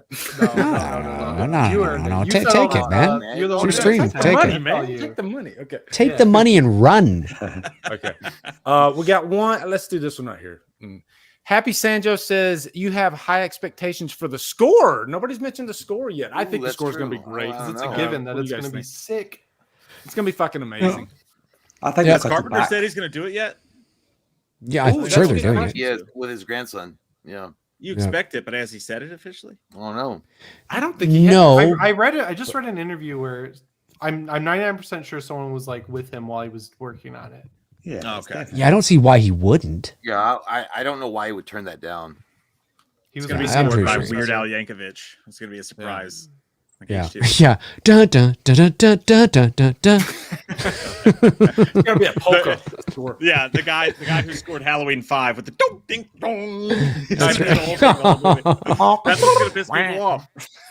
Oh my God. Oh, Do you know we the got guy- one more that Beth, by the way, Beth, thank you so much. I mean, Beth wrote down all these freaking super That's chats like a amazing. trooper. Man, she's so great. Okay. Glenn Harris, hear me out. What is the first scene in the trailer isn't even in the movie? Doesn't Laurie look a little off in that scene? Any chance that's not even in the movie? But that's a whole like kitchen fight and Well, everything. My they money's have on that it's in reshoots. the I movie. don't know. I think it's in the movie, Yeah. but they did have reshoots. Mhm. Yeah. So I think it's in the movie. I think it's in the movie. Yeah, I think so too. Okay. I I do want to say that's though, gonna that wrap one it up. shot I think. where Laurie's got the gun. Yeah, go Sorry, ahead. I didn't mean to cut you off. I do want to say that one shot when he opens the door with his hand and Laurie's standing there in the blue shirt and all that, she looks CGI'd as fuck. I mean, if you just watch it, look at her. Like, I'm not saying she is, but she does not look proportionate. The ring like, on the in right hand thing. is so weird. Like I can't think of any reason for that. Like She looks weirdly CGI'd, man. I'm telling you. she's Unless wearing a it's- wig for sure. Yeah, too. Unless the ring is just, it's just, again, like we look at, okay, so Laurie's writing a memoir. It's 4 years later. She's trying to move on with her life, reestablish herself. That's why in the set photos that we saw early this year, she was in a nice jacket with, you know, the glasses. She looks like she's in a different place now. She's trying to move on, right? Maybe she's in therapy, maybe she isn't. She's trying to move on from the past, and the memoir she's writing is probably going to be very therapeutic for her and to help her get over that and that kind of stuff. Maybe the ring is just a ring. It's not a wedding band. It's not. Yeah, it's just costume jewelry. You know what I mean? Yeah. It's just part of her. It's part of her makeover. You know what I mean? Could just be simple as that. Yeah. And since you I said like that that, they put Dave, it in we there. didn't really mention the hand that stabs the other hand. Do any of us think that that's not stabbing that hand? It's Laurie. Yeah, It's Laurie I mean, stabbing No, her. 100%. Yeah, 100%. I think it's Laurie. It The could be biggest Laurie. question is the ring that's on Michael's finger. Yeah. Is it a Think it's Bowie Laurie? knife? I don't know, Okay. but the ring that's on Michael's hand when he's stabbing that fucking pillowy thing that's going everywhere at that one scene, like that looks like a ring. You know what the shot I'm talking about, right? Mhm. yeah. Like, Yeah, there's I did a got whole that, like, fucking thing on it. the fuck is that? You know, like what is? Well, that? I think don't know. I think that's probably. See, this is another thing that there. If you look closely in the trailer, and I went through it, kind of a sweaty nerd. Here we go, and I went through it, and if you look, but you know, people. I get comments. I do. I get comments. People going, "No, you're such a fucking," and you're watching, so shut up. You know. Anyway, I love it. I love it. it's I love like, it. come on, man. Like you sit there Did it, watching. bro.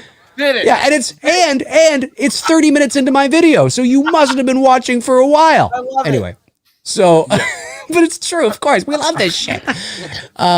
But there's in the teaser, there's that moment where Corey is being strangled, presumably by the shape, right? You know, you kind of see it, right? And if you look closely, Corey brings up his right hand, and on his right hand he has a pinky ring. He has a ring on his pinky finger. Oh, So I'm not saying that, you know, I'm just saying that maybe there's something there. I don't know. maybe Laurie chopped off his hand and used his hand to stab Michael's hand. I don't know. Maybe Laurie is cosplaying as Corey, cosplaying as Michael. I mean, there could be some weird thing that's happening there. I love the fact that goddamn Dave is going fucking clubber laying and saying fucking left, right, whatever. I'll knock you the fuck out. All right. I said what I said. Yep. I just ban those people. Like, Oh, I do. Yeah. When they leave a comment, Hey, I go, "You're banned," and ban them. Well, and they think they're being funny about it. You know, like, oh yeah, you're going really deep, bro, and you're watching. No, So get the exactly. fuck I out know, of here. Yeah. No, I get you. I'm telling you guys, the hide user from channel button is the I love greatest it. invention in the all So time. they can Fantastic. comment forever, and they'll Yeah. never know they're banned. And my list of people on there. Oh my god, That's you awesome. should- guys. I know. You should see it on my PlayStation channel. Holy Yeah. Oh, by the way, fuck, we you had wanna- James, Jude, Courtney, and Andy Matichak in the chat tonight, right? Hey, all right. Hey. You fucking And they were liars. quite chatty. Yeah, of course they were quite chatty. Of course, yeah. That it's one stooge with 453,000 accounts who thinks he's I'm gonna go to my other account. A lot of work. A lot of work. to Are make you those there, accounts. God? It's me, Margaret. Okay, last super chat. Mike Johnson, what would you guys think of a prequel Halloween movie started out the same way as 78 and ended the night he escaped? What? Why? Like, where what's you the don't know point it's of doing Michael. that? I Unless don't you know, have like a man. really Very good compelling too. story. Yeah. I just want to see Michael Myers Yeah. throw teeth at people. Yeah, it's That's not- all I want. Mm. Like, We just want to see Michael Myers. I just want to know, are you happy with your haircut? What if what if the characters only say Michael Myers through the whole movie? Makamai. Makamai. Maka Myers. All right, guys. Maka. I think that's it. Thank you, Flick Symmetry. Appreciate that. You guys have a wonderful night. We did it, and we will see you after the release of Halloween Ends. Take care, everyone. Bye. Love you guys. Bye-bye. Thanks for having Thank you us. guys. Bye-bye.